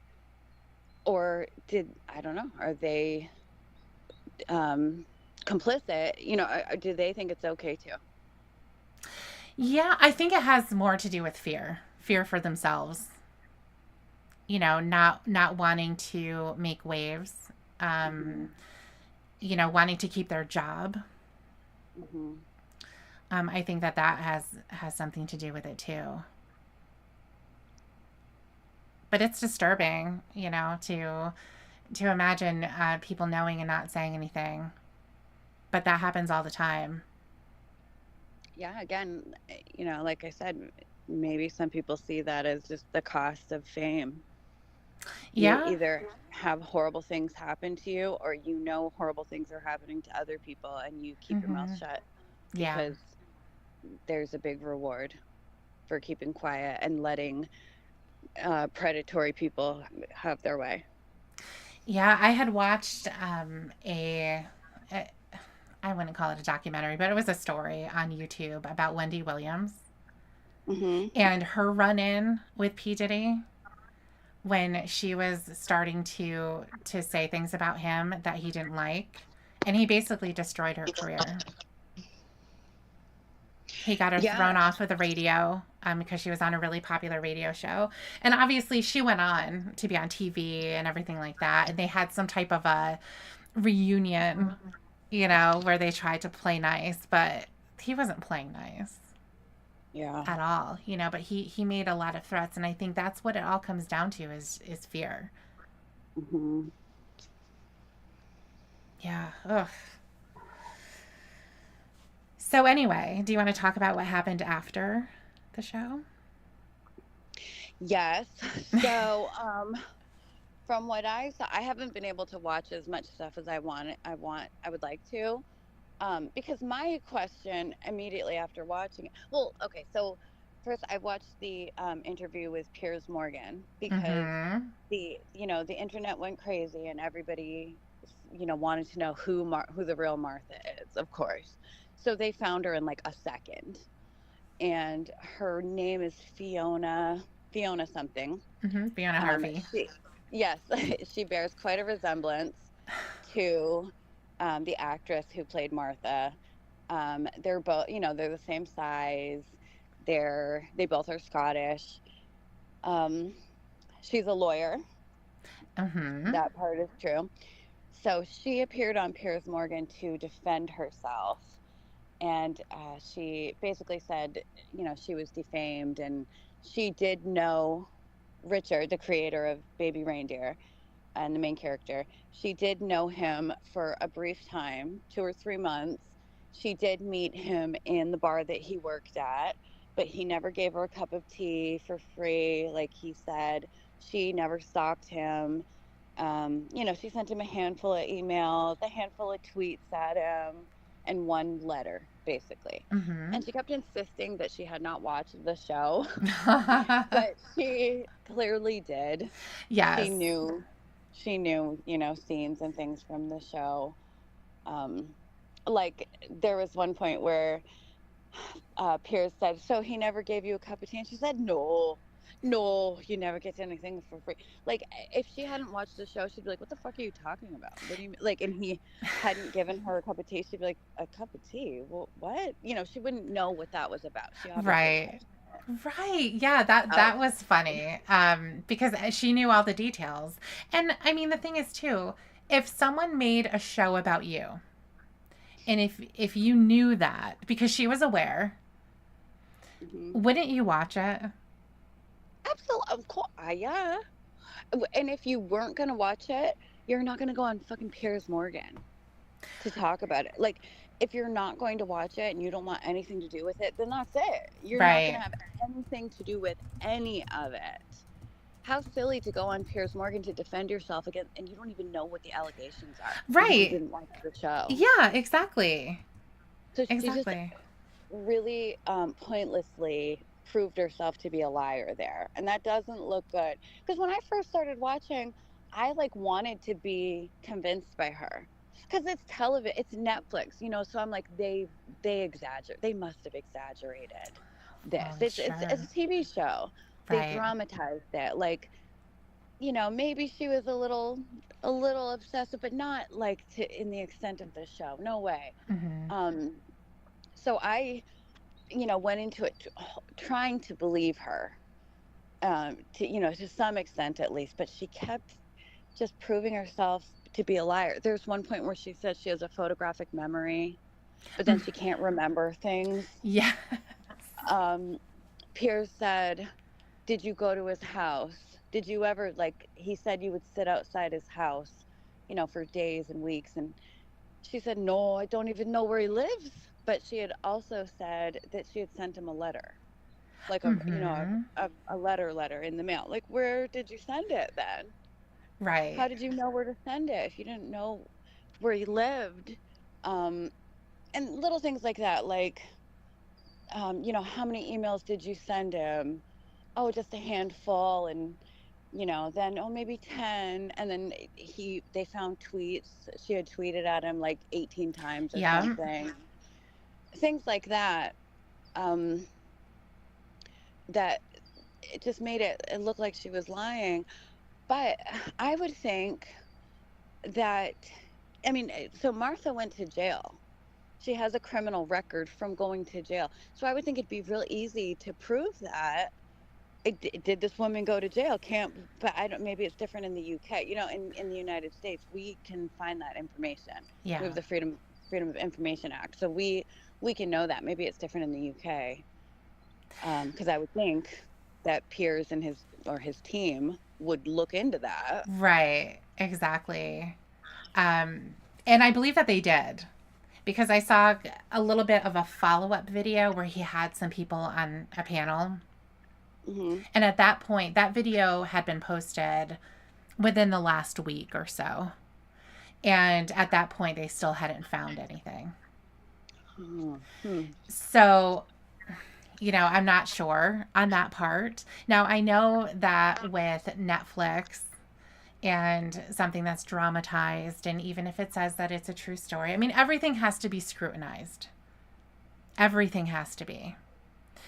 Because if you remember Making a Murderer, that was a huge show that Hmm. people became very angry at corruption, and they were looking at the Stephen Avery case and saying that guy shouldn't be in prison. They were going after him because he won a lawsuit for being wrongfully convicted before and spending several years in jail, or prison, I should say. And it wasn't exactly that way. It was shown as in a documentary style, but a lot of it was exaggerated, Hmm. or not all of the facts were shown, and that comes out Hmm. after the fact. But you don't know that watching as a viewer. You have no idea. You have no idea. You know that it's not going to be true, because I think when you sit down, you're just like, oh, well, this is true. This is what happened. I don't have any other reason to believe that it isn't, except for the fact that you don't know the whole story. So I think even in this case, certainly we have to see what's going to happen with it. I don't believe her 100%. Hmm. I think that even in her interview, it started off as I never sent him anything. Right. She said that. And then Yes. it turned into, well, it was a couple of emails. How many bartenders have you emailed?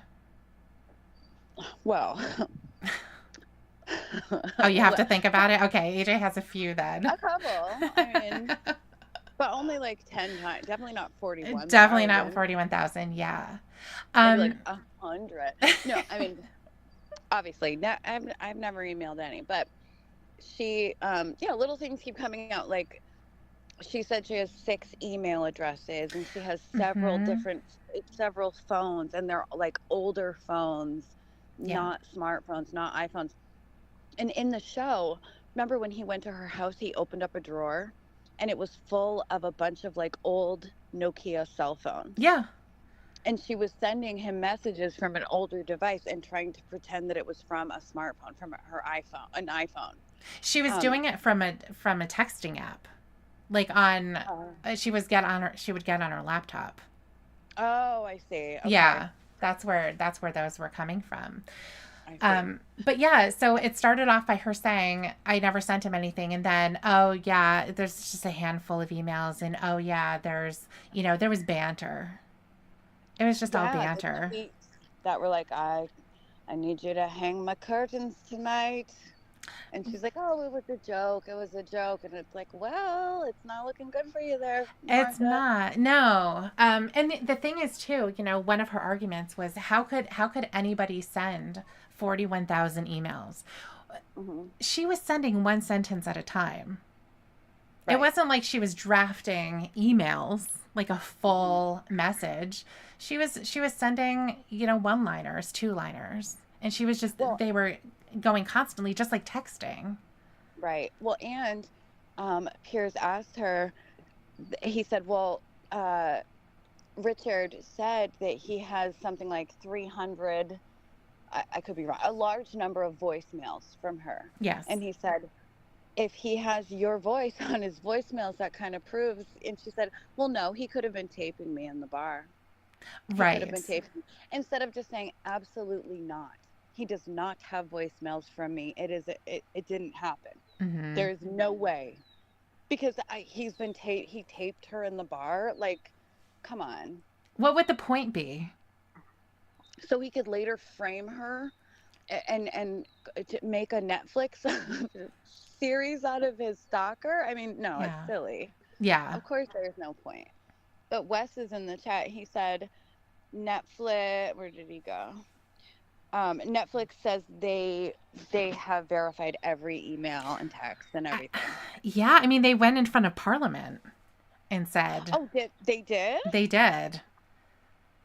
Yeah, that was one I of the things that it's like it's getting interesting because, um, obviously she was going to sue.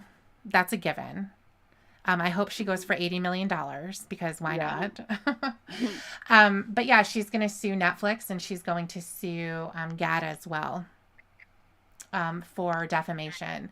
And one of the people on Piers's panel was Mark Garagos. Do you recognize that name? hmm Yeah. I do. Yeah. Yeah. So he was saying that in the state of California, it is defamation to state that someone's a convicted felon when they're not.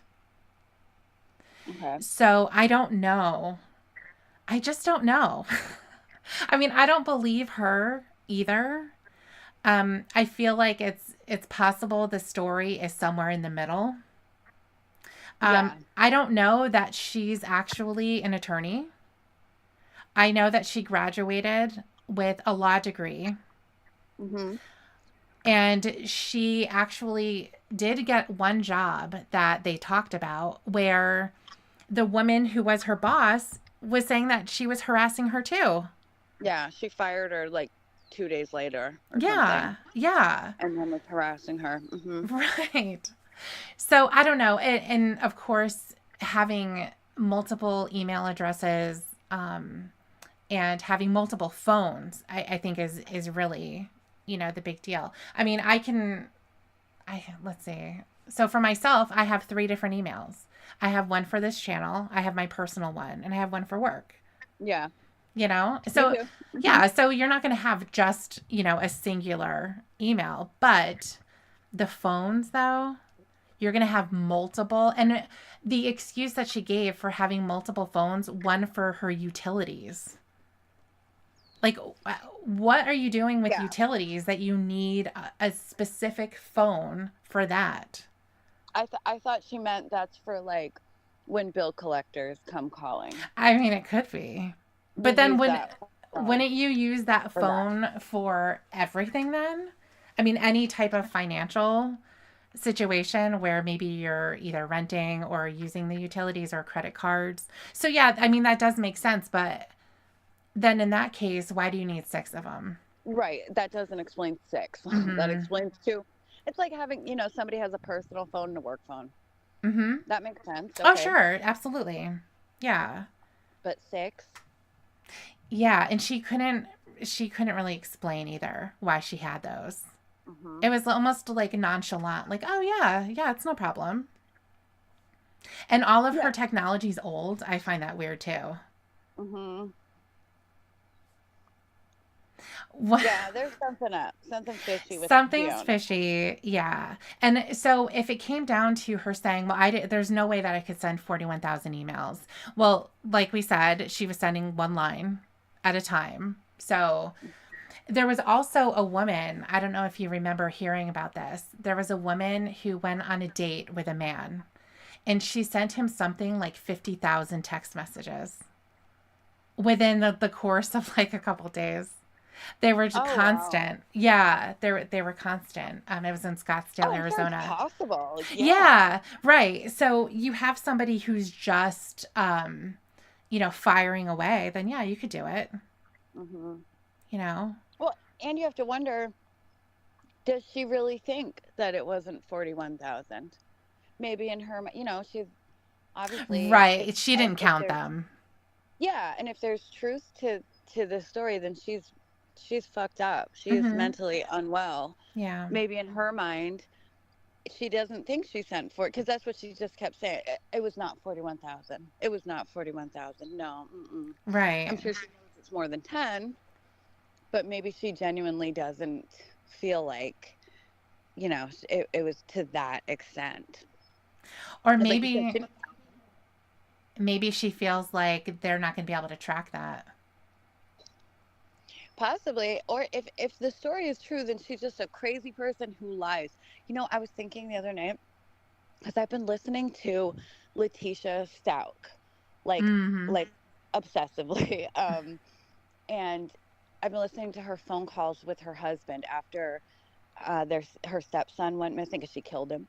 Yeah. But she makes up story after story after story, and I was thinking because I've heard all these calls many times, so I'm like, why am I listening to this over and over again? What's wrong with me? It's so fascinating to me to listen to someone lie um, on the spot like that for some reason. I Mhm. don't like to lie. I don't like getting caught in lies. Mhm. So I generally don't lie unless I really, really need to, you know? Yeah. Um, so listening to other people do it and do it so easily, and I don't know, it's so interesting to me to watch somebody do that, and just to be able to like shamelessly lie on the spot even without fear. They know the story they're telling can be disproved so quickly and easily, but they're still going to say it. Right. Yeah, And they're that's still what going to say Letitia it. does, Mhm. you know and he's disproving all the she's contradicting her stories from before. And it's so interesting to hear, just like with Jody. I think that's why I'm so fascinated with her too, is to hear how she's going to try to spin it, Mhm. how she's going to try to save it. Like, wait a minute, oh shit, I just got caught in this lie. Let me think up super quickly how to turn this around and save it. It's almost like it seems like it's like a game in their head. Like, how am I going to fix this? How am I going to turn it around? How am I going to deflect from this? Or, you know what I mean? Yeah, it's getting time to get through to the next lie. Hmm. What's going to And buy me some time? yeah, and often I like to play that little game in my head while I'm listening. Like, pick out I mean, obviously, after the fact, you can tell what's a lie because, we know it's been proven. But, like, you can tell when somebody's lying when they're asked a question, and instead of just answering it, they repeat the question first. Yeah. Yeah. Like, like where did you go on Tuesday? And they say, where did I go on Tuesday? You know who hates that? Judge Judy. Yeah, me too, because you know we know what you're doing. Sure. Yeah, you're thinking of an answer. Just buying So, time. Yeah. right, right, exactly. And who else did that? Was I think I've told you about this case before. Her name is Lana Barton. Oh yeah. She was this stripper in Florida, and her little boy, her boyfriend, claimed that his car was stolen with the little boy in the car, Mhm. and she was at work while this happened, so she wasn't immediately a suspect. He was, but she knew about it. The little boy did not get abducted in the car. He died. We don't know if they killed him or if he died by accident because of neglect. We don't know, but Yeah. he died. She knew about it. She knew the boyfriend was doing this plan. I'm gonna ditch the car. I'm gonna say it was stolen with the baby in it. And then she went to work. So she's in there talking with the detectives. And again, I've watched her interrogation 1,000 times, and it's just so fascinating how someone can sit there and lie like that about their baby. Um, but she did the same thing. They'd ask her a question and she would repeat it in a really defensive voice, Yeah. just to buy herself time. And it's almost like a just a involuntary response. Like when people are lying, it just blurts out. You know what I Right. mean? Yeah. Yeah. While you were talking about that, I was thinking about Dump Truck Man, the Christmas tree, the 4 foot Yeah. Christmas tree. I mean, Lauren's lies are great because they're about Dump Truck Man and Chris, the 4 foot. I mean, they're ridiculous. Um, and stupid, because everything that comes out of Lauren's mouth is stupid. I But know. again, that's why it's so interesting to hear him lie, and to hear his slow brain try to play that game where he can spin it and get out of the lie, and Yeah. fix it when he's caught in a lie, and he often can't do it, so he'll just say, yeah, I haven't fucking lied to you, but I'm being honest about it. Think what you want. Mm-hmm. Yeah, that's another one he'll say too.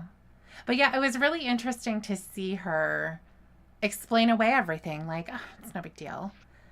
He's Mm-hmm. just being ridiculous. And, certainly I think that more is going to come out because he's in the position of having to prove it.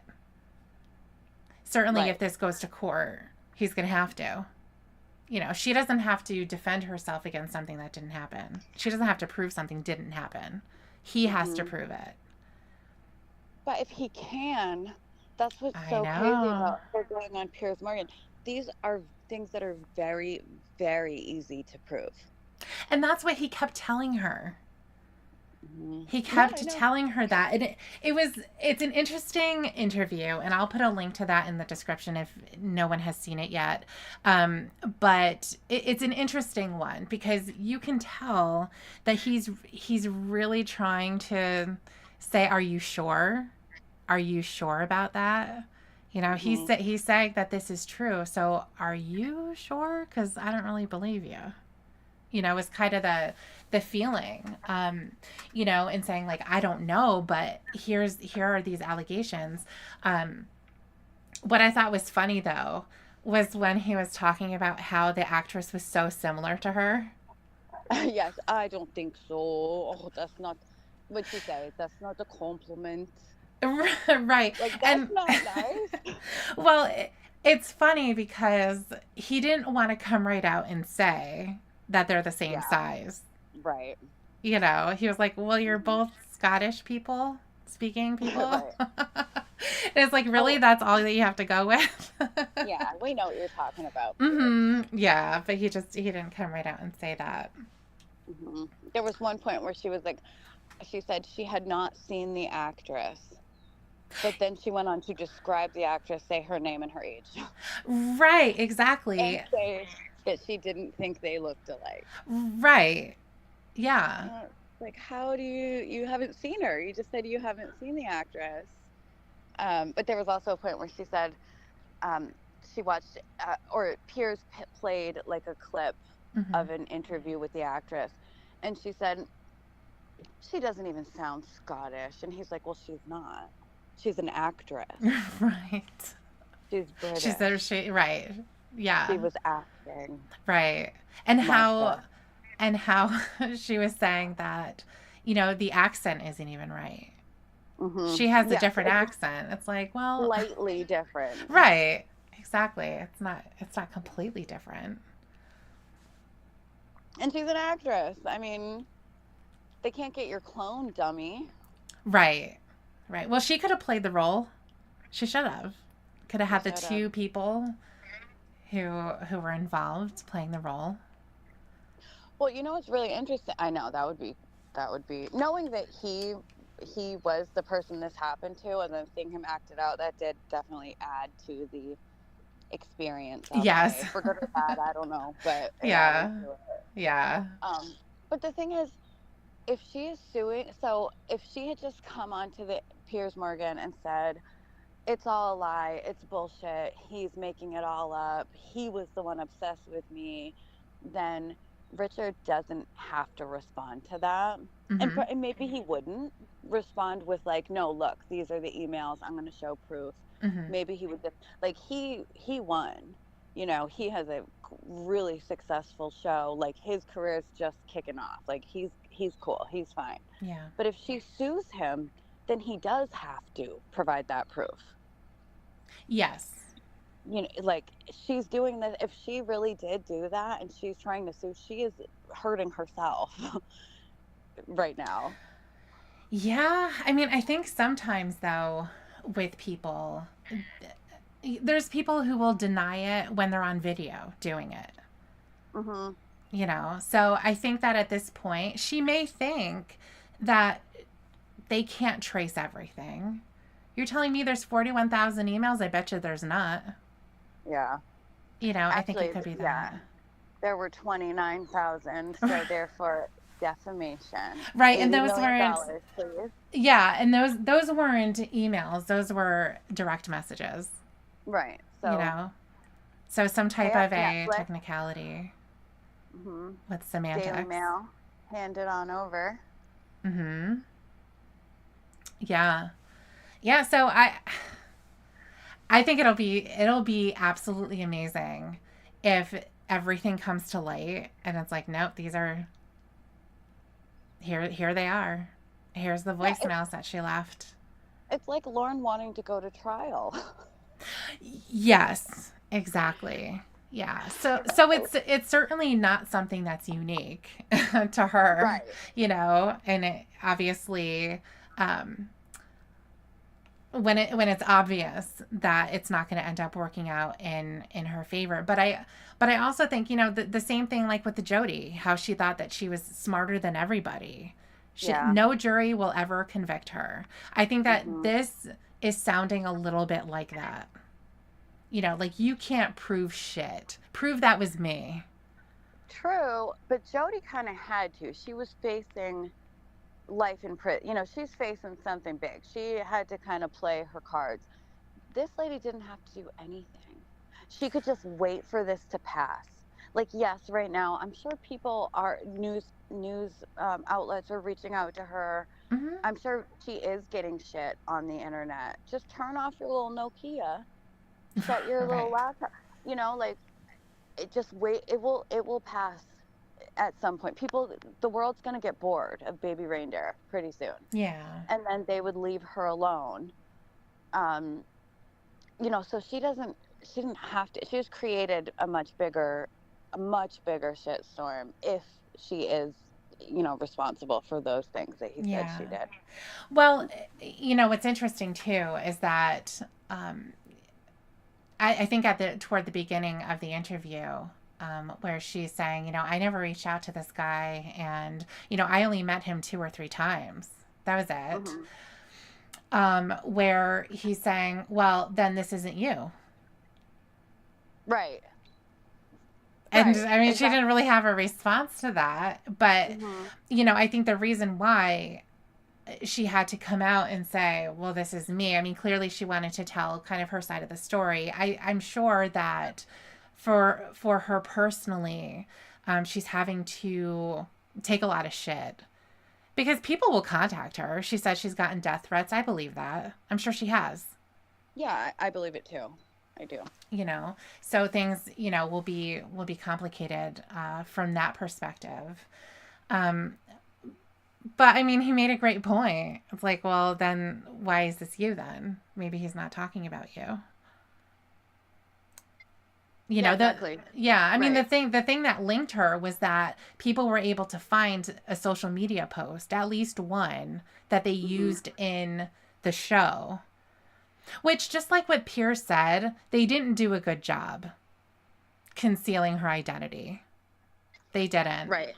Right. And they should have known what was going to happen. Yeah, I mean, because things are being linked back to her. Number one, the lawyer thing is something that the character had in common. Even though, I mean, maybe he didn't believe that she was a real lawyer. Maybe she's not. Well, and the baby reindeer.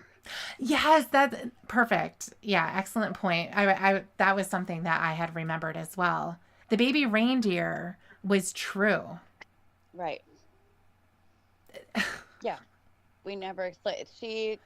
That's why she nicknamed him Baby Reindeer. She had a stuffed animal or a toy baby reindeer, Mm-hmm. and she said it looked like him. And then she admitted to Piers that was true. She did, in fact, have that baby reindeer. Right, I and don't know if she again, admitted. Did she admit that she nicknamed Richard Baby Reindeer? I don't think so. I don't Okay. think that she came out in the interview anyway. That she had nicknamed, or because in a voicemail on the show that she had left, she left kind of like a heartfelt message. Mm-hmm. You know, that she had this baby reindeer and she had a really, really bad childhood where it sounded like her parents fought a lot. Mm-hmm. And she would hold on to this baby reindeer, and it was the only good thing about her childhood. So, in a sense, she's saying, you know, you are the only good thing in my life, Yeah. you know, just like that. And it really touched him. I mean, according to the show, anyway, you know, Mm-hmm. he teared up at that. So I think it, you know, it links back to that complicated thought process of somebody like her, you know, with him and how he felt Mm-hmm. about her and what he thought about their relationship. And that's when everything had been over, Right. you know, so I think he was probably feeling pretty bad about that. Mm-hmm. But if this is someone who is just an acquaintance, a bartender that you have this little banter with or whatever, why would he know about baby reindeer? Right. Exactly. That's my point. How would he Right. know about that? I mean, she would have been better off saying, I don't know shit about a baby reindeer. I don't know what he's talking about. Yeah. Yeah.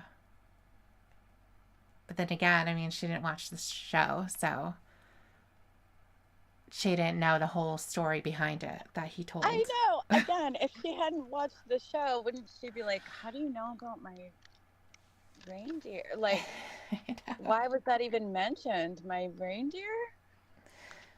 I know. Come on, Martha. Oh, Martha. We know you watched it. I know. So we had a question that came in um, on our community tab, and I thought that I would just ask you about it, see what your thoughts were. Okay.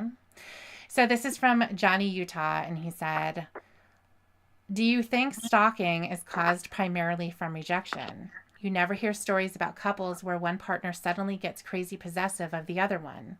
And he put in parentheses, I'm not saying it doesn't happen. I think wanting what you can't have plays a role in most stalking cases. I never really thought about that. Um, because I'm not sure. My son and I, we actually didn't like the Terry character. She Okay. just rubbed us the wrong way for some reason. No, I just didn't like the way she talked. I don't know. I Okay. didn't like I didn't like her lip injections. And my son said she Oh, looked like a Jenner. She looks like a Kylie Jenner. We just didn't like her, and we were like, okay. "Shut up, Terry!" Every time she talked. Right. Um, so we would joke and be like, just go be with Martha. Like this could all be solved if you would just go be with Martha. You're fucked up too. Right. You're both fucking crazy. Just that will solve all the problems. And then, it makes you wonder what would that have been like if he said, okay, and just kind of surrendered and was like, okay, you're my girlfriend. How would things change? Or would they change at all? Because in her mind, it seemed like she kind of thought that they already were together. So, Mm-hmm. you know what I mean? So, like, she seemed to dismiss his rejections and pretend, or in her mind, she was acting as though she didn't think he felt that way. She kept sending him all these sexual messages, like he wanted, like it was reciprocated. So, Mm-hmm. I mean, I think it falls to infatuation, because if he hadn't rejected her, I think it would be the same. I think the whole thing would have been gone the same way. I think it would have happened the same way as well. Because there's no way that she could have always been happy in that relationship. Because clearly, someone who is so attention starved, they're going to need it constantly. And again, we can bring up Lorne, right? Hmm. Lorne Hmm. needs constant validation. He needs to constantly have that attention. He needs to always feel that he's the most important. So he's going to be thinking of those things all the time. Right. You know, how is Jamie, how is Casey, how is Winnie, anybody making me feel right now? Are they paying attention to me? Are they proving to me that I'm the most important person in their life? And I think that type of thing would be happening with Martha too, where she's going to be evaluating Every single interaction, every single communication that they have, all of the moments that they spend together when other people are around. Did he look at somebody else right now? Right. Why did he look over there? He's Mm-hmm. interested in that person. I think because of how she feels and how she feels so insecure, that it's going to really highlight um, it's going to really be highlighted in their relationship. And coming at that from such a shaky ground, it's going to end up in the same way. It would have ended up in some type of explosive falling out, because there's no way that he could live up to making her feel good all the time. Right. You know? Right. I don't think that would have ended the infatuation or the constant emails or anything. Because, like I said, in her mind, they were already there. He wasn't rejecting her until later. But at some point, she finally. Um, I think it's when she attacks him in the bar Mm-hmm. after she's making fun. Well, she caught him with Terry, and she beat Terry up, Mm-hmm. and then she's mean. She's real mean, and she's harassing him, going to his shows and talking shit about him. She goes into the bar and is mocking him in front of one of the patrons. And Yeah. she's like, Google is comedy. Google it. Um, and says all kinds of funny things about Terry.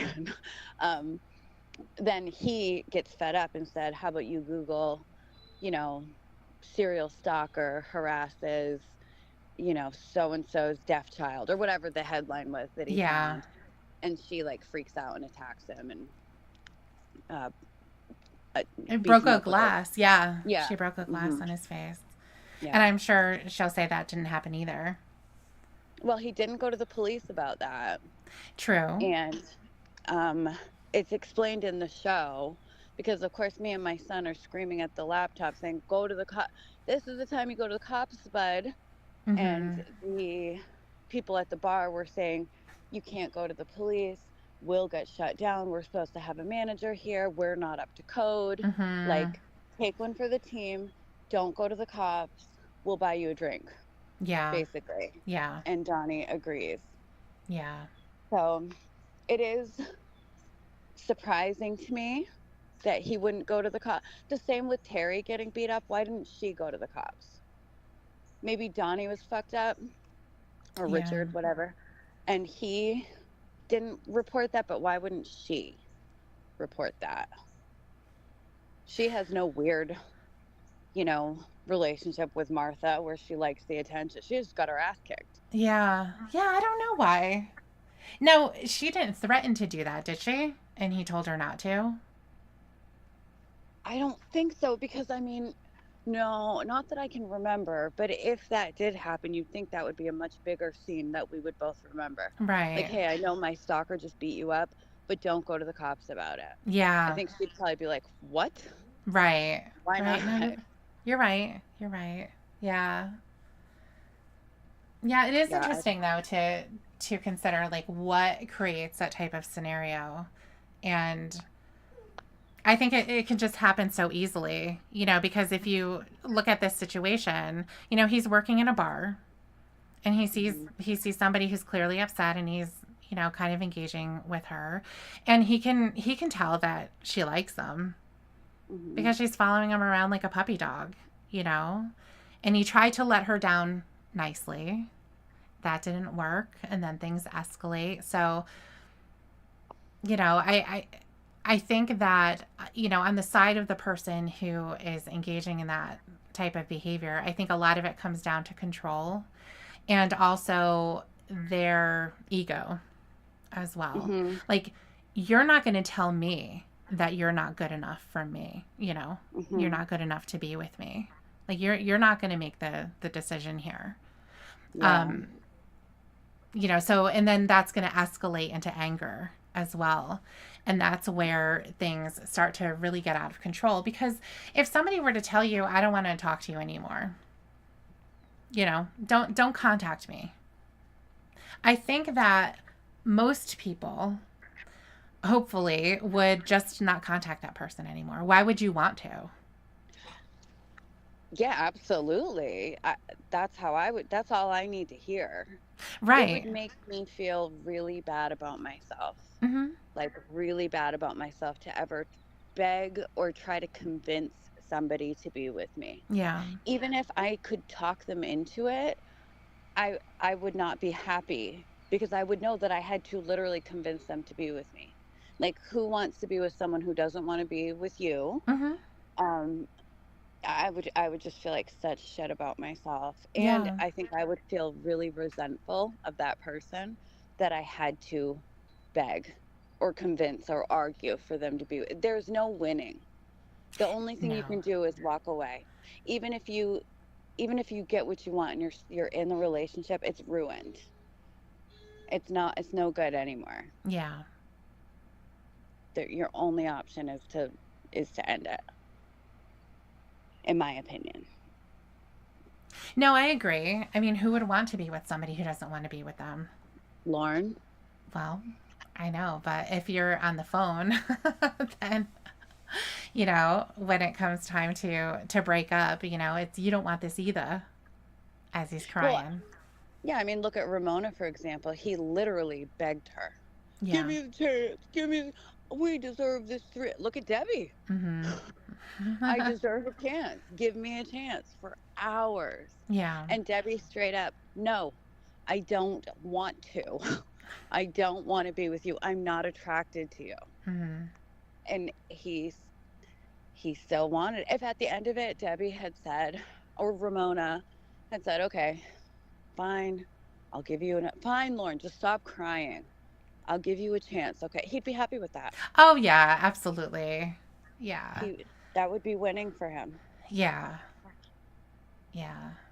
And speaking of Lauren, even with the Nikki situation where she did have to call the police about him contacting her incessantly, Hmm.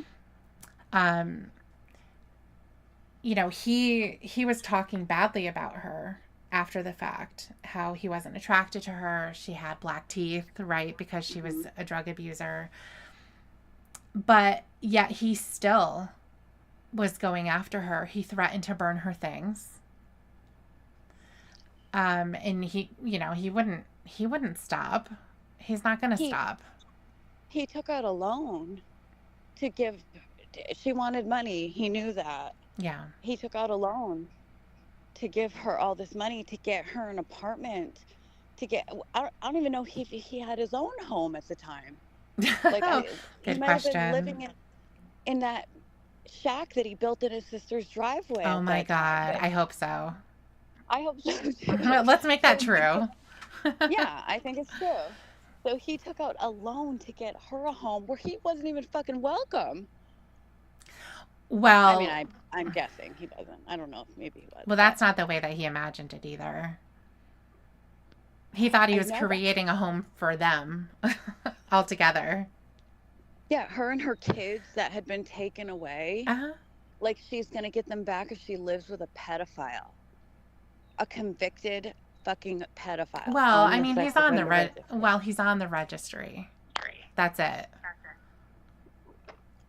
He's on the registry for trying to have sex, like, traveling across state lines to have sex with a kid. And as we know, he is damn lucky he didn't get the added charge of attempted production. Yeah, So definitely. anyone's going to look at his CPS is going to look at his record. Nikki's like, "Oh, I'm trying real hard to get my kids back. I work at the gas station and Hmm. my boyfriend here got me an apartment." Of course you need to disclose what other adults are living in your home to Yeah. CPS if you're trying to get your kids back. One look at his record and they'd be like, "You're never getting your kids back. Are you crazy?" Yeah, but they could love each other though. Oh, see, that shows like Lauren's level of delusion that he didn't think that himself. This woman is trying to get her children back, and Hmm. I am a child molester, Hmm. or I'm a convicted, attempted child molester, at least. Yeah, he's never touched anybody. Okay, fine. Still, you are convicted. Even if that was true, even if he was wrongly accused and Mhm. convicted, Yeah. that's still on his record. Like a normal person could objectively see it as, okay, this doesn't look good. This isn't going to work. Yeah, We he just can't have a didn't have the girlfriend right with lawyers, kids. though. He's still going to fight it. He's not done yet. Yeah, he's going to go to court and fight to be Nikki's boyfriend. Yeah, if she was truly interested in him, he 1,000% would. Oh, I agree. Yeah, I definitely agree. yeah. But isn't it funny too how that loan didn't become important until after she wouldn't have anything to do with him? Oh, yeah. Well, then it became so he took out the loan. He claimed that he loaned her the money. She was supposed he loaned her $10,000, Hmm. and she with the expectation that she would pay it back. He said himself she worked at Walmart. Right. How how she how did he expect her? So he's hounding her, calling her 40 times, which sounds like nothing compared to 41,000, but still, imagine 40 calls in a day. Yeah, it's Or I still a might say lot. Text it's a lot. messages, all of that. Yeah. Yeah. And he was doing that to get his money back. Did he, what, she had $10,000 in her pocket and she could answer the phone and say, okay, you're right. Here, I'll come. I'll drop it in your precious cocksucking mailbox. I mean, he knew Well, he was never getting a penny of that money back. I had nothing to do with the money. And if she had said, "Lauren, let's go to Burger King and give this a real shot," I'll go on a or date. yeah, let's go on a date, he that money would mean nothing. He might Absolutely. throw it in her face every now and then. Well, yeah, You're just gonna like talk to cocksuckers at the gas station when I gave you $10,000, right? Just like Jamie and her in the ring. ring. Yeah.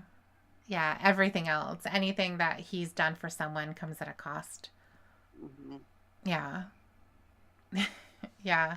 It's always like that though, it seems. I mean, if you've ever, watched any of those TV court shows, it's always someone who broke up with somebody and now they need to give this back to me. Well, what Hmm. arrangement did you have that they were going to pay? I mean, all of that loan that Lorne gave was with the understanding that there was going to be a relationship.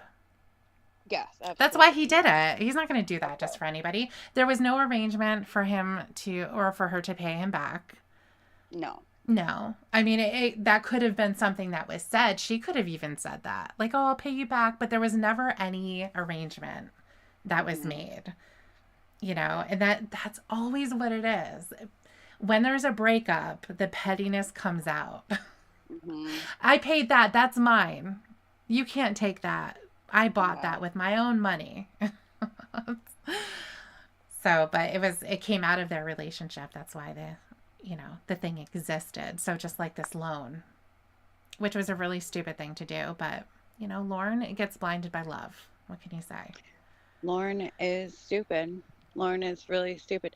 And he is also lucky that all of the catfish since Amanda James have not that hasn't been their end game to get money out of him.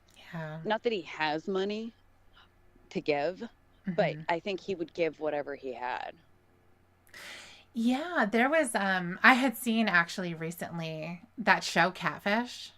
Mhm. Um they had someone on who was talking to somebody on the internet, obviously.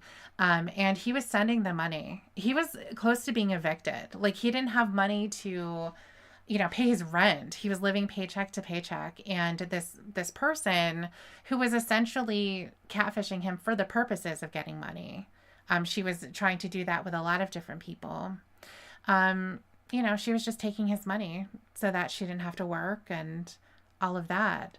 Now, this person put himself in a really bad situation, for the risk of losing, it could be his home, it could be whatever, not being able to eat. But to sacrifice himself for somebody that he doesn't know, or he knows in a really flimsy way. It's just like with Lauren. I mean, you put yourself in a position of taking on a $10,000 loan. How are you going to pay that back, Lauren? Exactly. Well, he didn't. I mean, we all know that. But Yeah. what was the expectation? Who was going to make payments on that? Well, I mean, Lauren also, who knows what's bravado and what he really believes, but I feel like he always thinks his big break is just around the corner. He's going to start that separate business up. He'll be able to Yeah. pay it back in no time. That web store, he's going to make $100,000 a year off easy Yeah, off you're that web right. store. You're right. He knows what he's doing. Yeah. So I think when he takes out these big loans, um, because he'll take whatever he can get, regardless of the he won't even look at the interest rate until after the fact. He took one out when he was on the phone with Casey. It had a massive, massive interest rate, like laughable. Yeah. Oh, that I was mean, when he was doing his payday loans or whatever. yes, Mm-hmm. yeah, it's a super predatory loan. And I can't remember the exact number, but it was crazy the Yeah. amount of money that he had to pay back for that loan. Not worth it at all. He didn't even No. think of that until after that loan was approved and the money was in his bank account. And then he's like, oh, well, guess I'll have to pay back. Yeah, the first time that he needs to make a payment is when he's going to worry about that. Mm-hmm. You know, it's just like when he got his $600 a month payment for a car. Yeah. He couldn't afford that. He couldn't, Mm-hmm. but yet, oh, yes, I can. Yes, I can. You know? Yeah, Lauren, you have $600 a month, yes.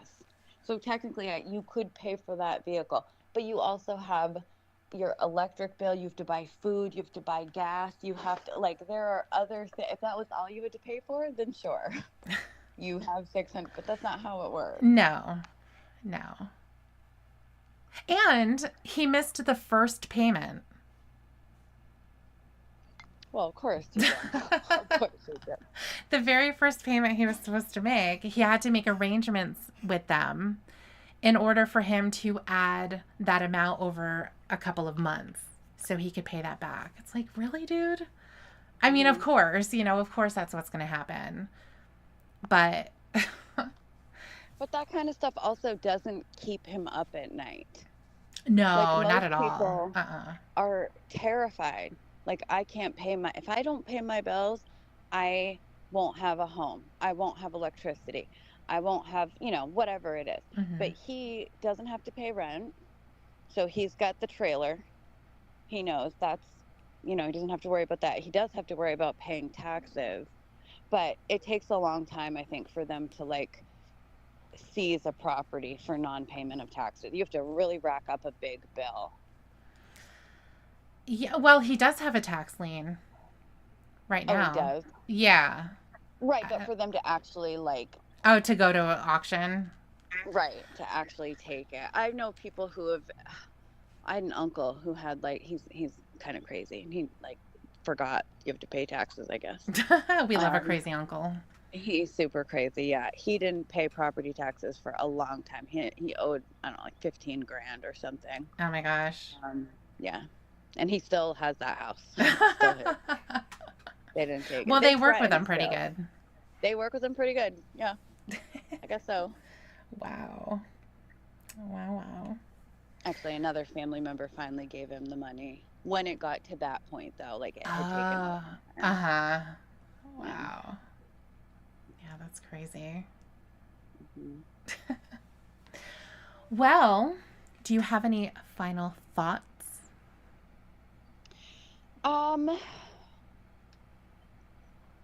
Well, I guess I'm just curious, what the truth is. Yeah, I am too. That's what I want to know. I want to know who's lying here.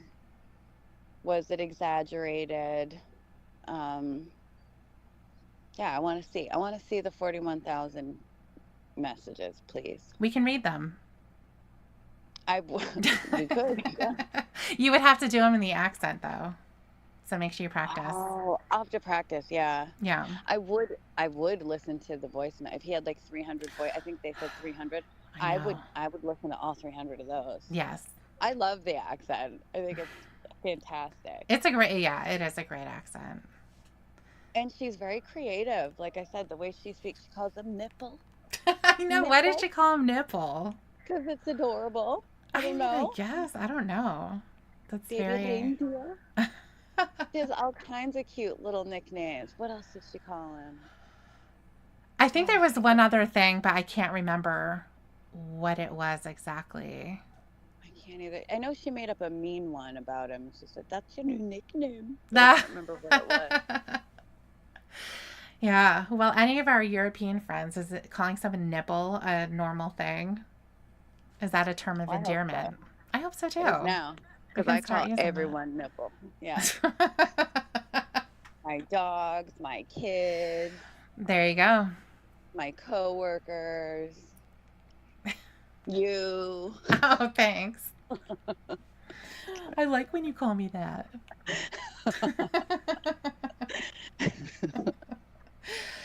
Oh my goodness. Well, I'm sure there's going to be a follow up, so we can probably continue the discussion the next time something comes up because it Yeah. will. Hopefully, they don't just settle.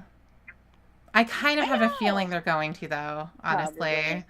Hmm. And then no one's going Seems to be able to talk about easier. it. Yeah. I know. That's in both their best interest, though. Uh huh. It's not, I imagine it's not worth it for Netflix and this guy to go through all this shit. I'm sure he's made some good money off this. Voice to Voice said the next time there's a stream with Andrew, call him Nipple and see what Oh, happens. I will. I will have to remember too. Yeah. Yeah, I hope you do. Nick. I'm gonna say it in a Scottish accent too and see if he recognizes it. Yeah, exactly. He's been to Scotland before. He's pretty close to there. Yeah. Yeah. So we look forward to hearing you do that. Don't let us down. I won't. I promise. I'm gonna practice. Okay, good. Finn will like it.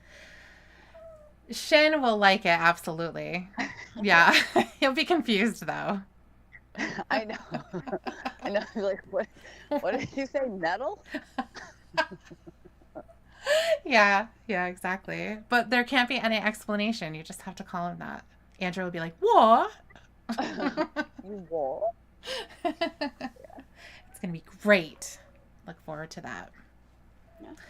Well, everyone, I think that's going to be it for now. There was a suggestion for us to watch Quiet on the Set. Have What you is watched that one? that? That's the No. Nickelodeon one where Oh everyone's being gosh. exposed. What do you think? Oh my God. I don't know. That I grew up during that time. That Ugh. will ruin my whole life to to Well, know those things. sometimes you have to find out the truth, Amanda James, Mm. and it might be about that time. Well, I saw something that said that Dan Schneider guy impregnated Amanda Bynes when she was 13, and that's why she's all crazy and fucked up now. Well, I think they were saying that he did that with Britney Spears' sister, too. Oh, Jamie Lynn Spears. Yeah, Yeah. Oh my I God. know.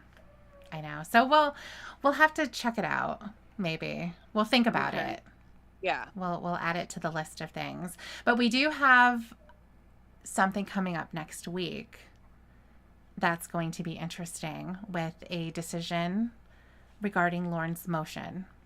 Yeah, about fucking time. We've been waiting. I'm I so know. mad. I know, exactly. Um, so there's going to be that to look forward to. We will be making a video. Hmm. We will be doing that. But it'll probably come out on Friday, right? Don't you think? What day was it supposed to come out originally? What day of the week? Wednesday.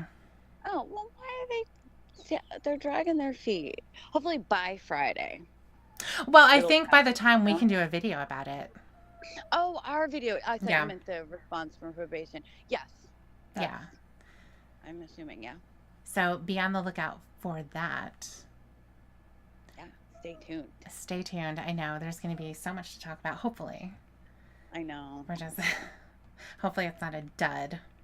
Hmm. Yeah. Okay. Well, thank you so much for joining us, you guys. Sorry that it was, a little bit crazy at the beginning. It's our We're very doing first our best. one. We're doing our No, best. I don't know what I'm doing. I think you did excellent. I Well, think it I went appreciate great. that. So I was only muted for like a minute. for a minute, yeah, that's okay. Yeah. Oh, well. Well, next time it'll be better. Yes, You just got to get the first one under your belt, and then we're going to be pros, mm-hmm. you know? So, yeah. All right, guys. Well, again, thank you so much for joining us. If you have any thoughts, we would love to hear them in the comments. Our email as well is in the description. We do get quite a few emails, which is really nice. 41,000.